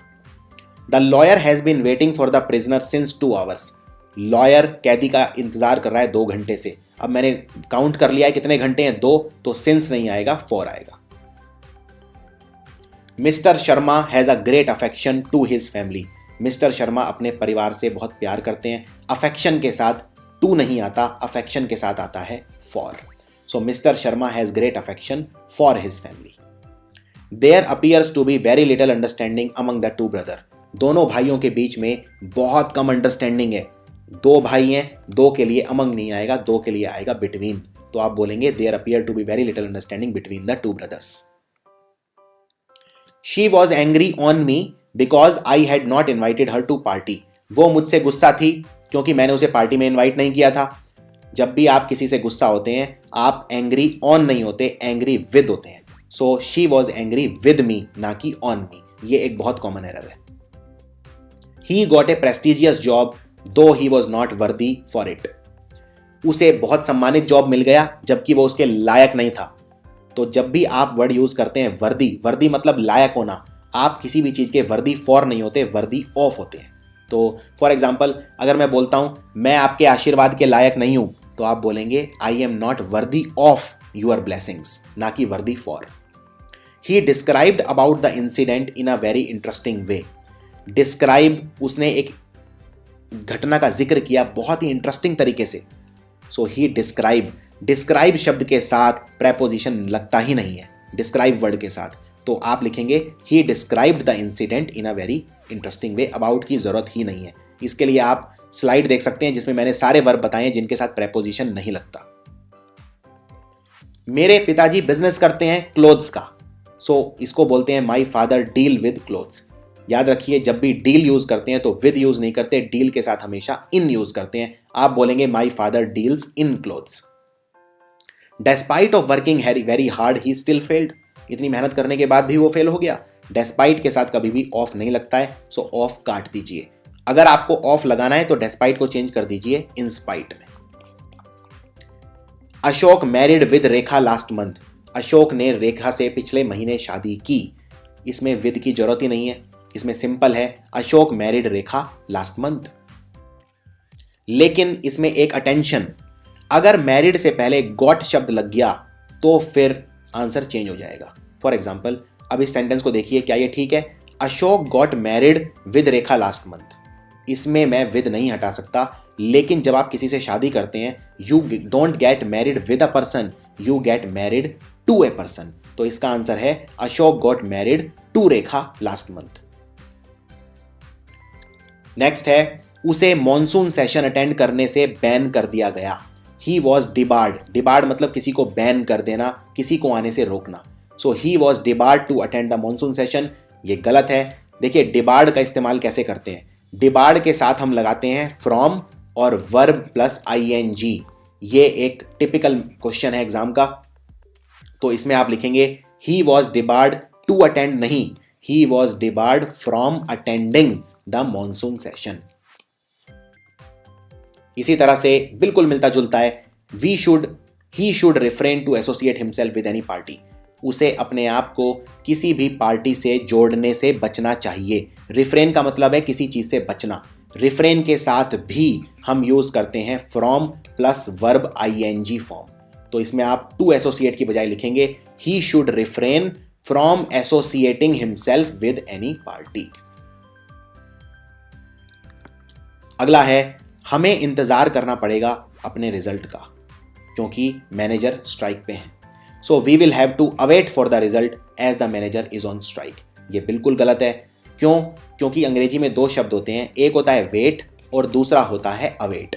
दोनों में सिर्फ एक ही फर्क है, और वो फर्क क्या है? वो फर्क ये है वेट के साथ लगता है फॉर, अवेट के साथ फॉर नहीं लगता। इस सेंटेंस में अवेट के साथ फॉर लगाया हुआ है, तो बस इतना ही फर्क है वेट और अवेट में। तो इसमें आप फॉर हटा दीजिए, ये सेंटेंस बिल्कुल ठीक है। We will have to await the result. मान लीजिए आप बोलना चाहते हैं मैं अपने रिजल्ट का वेट कर रहा हूं, तो आप बोलेंगे या तो I am waiting for my result या I am awaiting my result. लेकिन आप ये नहीं बोलेंगे I am awaiting for my result. Next, if you put your heart to it you will be a winner. अगर आप इस काम में अपना दिल लगाओगे तो आप जीत जाओगे। जब भी आप किसी काम में दिल लगाते हैं तो आप काम में दिल टू नहीं लगाते, आप इनटू लगाते हैं। If you put your heart into it you will be a winner. वो 10 मील चला नंगे पैर, नंगे पैर को बोलते हैं, तो इसमें लिखा है ही वॉक्ड 10 माइल्स बाय फुट। जब आप पैरों से चलते हैं नंगे पैर, उसको कभी भी बाय फुट नहीं बोलते, उसको बोलते हैं on foot. Which newspaper do you subscribe for? आपने कौन से न्यूज़पेपर बंधवाया हुआ है घर में? कौन सा न्यूज़पेपर आपके यहाँ आता है? जब भी आप किसी चीज को सब्सक्राइब करते हैं तो सब्सक्राइब फॉर नहीं करते, सब्सक्राइब टू करते हैं। नेक्स्ट, मैं आपको कॉन्ग्रेचुलेट करना चाहता हूं UPSC एग्जाम में आपकी सक्सेस के ऊपर। सो कॉन्ग्रेचुलेट जब भी हम करते हैं किसी चीज में, कॉन्ग्रेचुलेट के साथ हमेशा शब्द आता है ऑन। सो इसमें लिखेंगे it is my pleasure to congratulate you on your success, ना कि for your success. Next, I will avail my self with this golden opportunity. जब भी आप अपने आप को अवेल करते हैं, अवेल के साथ आता है of. I will avail my self of this golden opportunity. और एक बहुत ही common mistake, she can cope up with any difficult situation as she is a brave girl. वो कोई भी डिफिकल्ट सिचुएशन सह सकती है क्योंकि वो एक बहुत ही मजबूत लड़की है, बहुत ही साहसी लड़की है। सहने के लिए शब्द होता है कोप, कोप अप नहीं होता, कोप के साथ कभी भी अप नहीं लगेगा, तो इसमें यह गलती है। He is accused with committing the murder. Accused के साथ लगता है of, he is accused of committing the murder. He is suffering with flu, वो फ्लू से पीड़ित है, सफरिंग के साथ लगता है फ्रॉम, तो suffering from flu. He needed to go to home as he was sick, वो घर जाना चाहता था क्योंकि वो बीमार था। याद रखिए जब भी कोई घर जाता है अपने खुद के तो कभी भी टू नहीं लगता। सो इसमें आप बोलेंगे ही वॉन्टेड टू गो होम, इतना काफी है, टू की जरूरत नहीं है। Those who are in power have to be sensitive of the sufferings of the poor.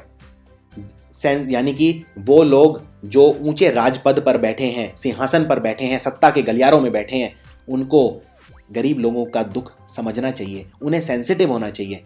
तो आप किसी चीज़ में सेंसिटिव ऑफ नहीं होते, सेंसिटिव टू होते हैं। तो इसका आंसर है those who are in power have to be sensitive to the sufferings of the poor. हमने सोचा था ट्रेन लेट हो जाएगी, लेकिन वो बिल्कुल टाइम पे आ गई। So we thought that the train would be late but it arrived exactly in time. याद रखिए, जब भी कोई चीज टाइम पे आती है तो इन टाइम नहीं आती, ऑन टाइम आती है। एयर हॉस्टेस ने कहा कि जल्दी से प्लेन में चढ़ जाओ वरना प्लेन उड़ जाएगा। So the air hostess told him to get in the plane or else it would take off. याद रखिए, जब भी आप प्लेन के अंदर चढ़ते हैं तो आप इन द प्लेन नहीं चढ़ते, आप ऑन द प्लेन चढ़ते हैं। और ये क्यों? गाड़ियां दो तरह की होती हैं। एक वो गाड़ी जिसमें आप डायरेक्टली जाकर सीट पर नहीं बैठते, पहले आप थोड़ा सा चलते हैं फिर जाके सीट पे बैठते हैं, उनमें आप यूज करते हैं ऑन। जैसे प्लेन हो गया या बस हो गया, इनमें आप ऑन यूज करेंगे। लेकिन क्योंकि बस के अंदर भी आप डायरेक्टली जाके सीट पे नहीं बैठते, पहले थोड़ा सा चलते हैं चढ़ के और फिर अपनी सीट पे बैठते हैं। इसी तरह प्लेन में भी आप थोड़ा सा पहले पैदल चलते हैं फिर जाके अपनी सीट पे बैठते हैं, उनमें हम यूज़ करते हैं ऑन।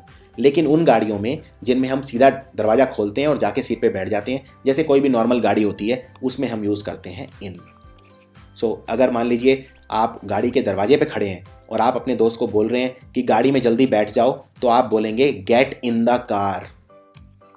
लेकिन अगर आप बस में हैं और अपने दोस्त को कह रहे हैं जल्दी से बस में चढ़ जाओ, तो आप बोलेंगे गेट ऑन द बस। अगला सवाल, there is a need of strong laws in the country. हमारे देश में सख्त कानून की जरूरत है। याद रखिए, नीड जब किसी चीज की होती है, जरूरत होती है, तो नीड ऑफ नहीं होती, नीड फॉर होती है। तो आप बोलेंगे there is a need for strong laws in the country. और आज का आखिरी सवाल, there is an interesting show at the TV. TV पर एक बहुत अच्छा शो आ रहा है। टीवी पर जब कोई शो आता है तो एट द टीवी नहीं आता, ऑन द टीवी आता है। So there is an interesting show on the TV. So ये था कंप्लीट चैप्टर प्रेपोजिशंस का। बहुत ही डीप, बहुत ही एडवांस तरीके से ये चैप्टर कवर किया गया है। कोई भी ऐसा क्वेश्चन नहीं है। इस प्रेपोजिशंस के इस वीडियो को तैयार करने के लिए लगभग 5 महीने का समय मैंने दिया है। जितने भी एग्जाम्स हैं, जितनी भी किताबें हैं, जितने भी पुराने क्वेश्चंस हैं, सब कवर किए हैं। और इसको करने के बाद आप प्रेपोजिशंस में एकदम कॉन्फिडेंट फील करेंगे, प्रोवाइडेड आप इसमें सही अभ्यास करें, सही मेहनत करें और सही टाइम दें। Thank you.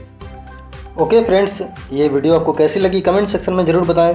हमें आशा है कि ये वीडियो आपको ज़रूर पसंद आई होगी। सो प्लीज़ इसे लाइक करें और अपने ज़रूरतमंद दोस्तों के साथ ज़रूर शेयर करें। और अगर आप इस चैनल पर नए हैं तो चैनल को सब्सक्राइब करें और साथ ही बेल आइकन को भी प्रेस कर लें, ताकि इस तरह के वीडियोज़ जब भी आएँ आपको नोटिफिकेशन मिल जाए। Thanks for watching.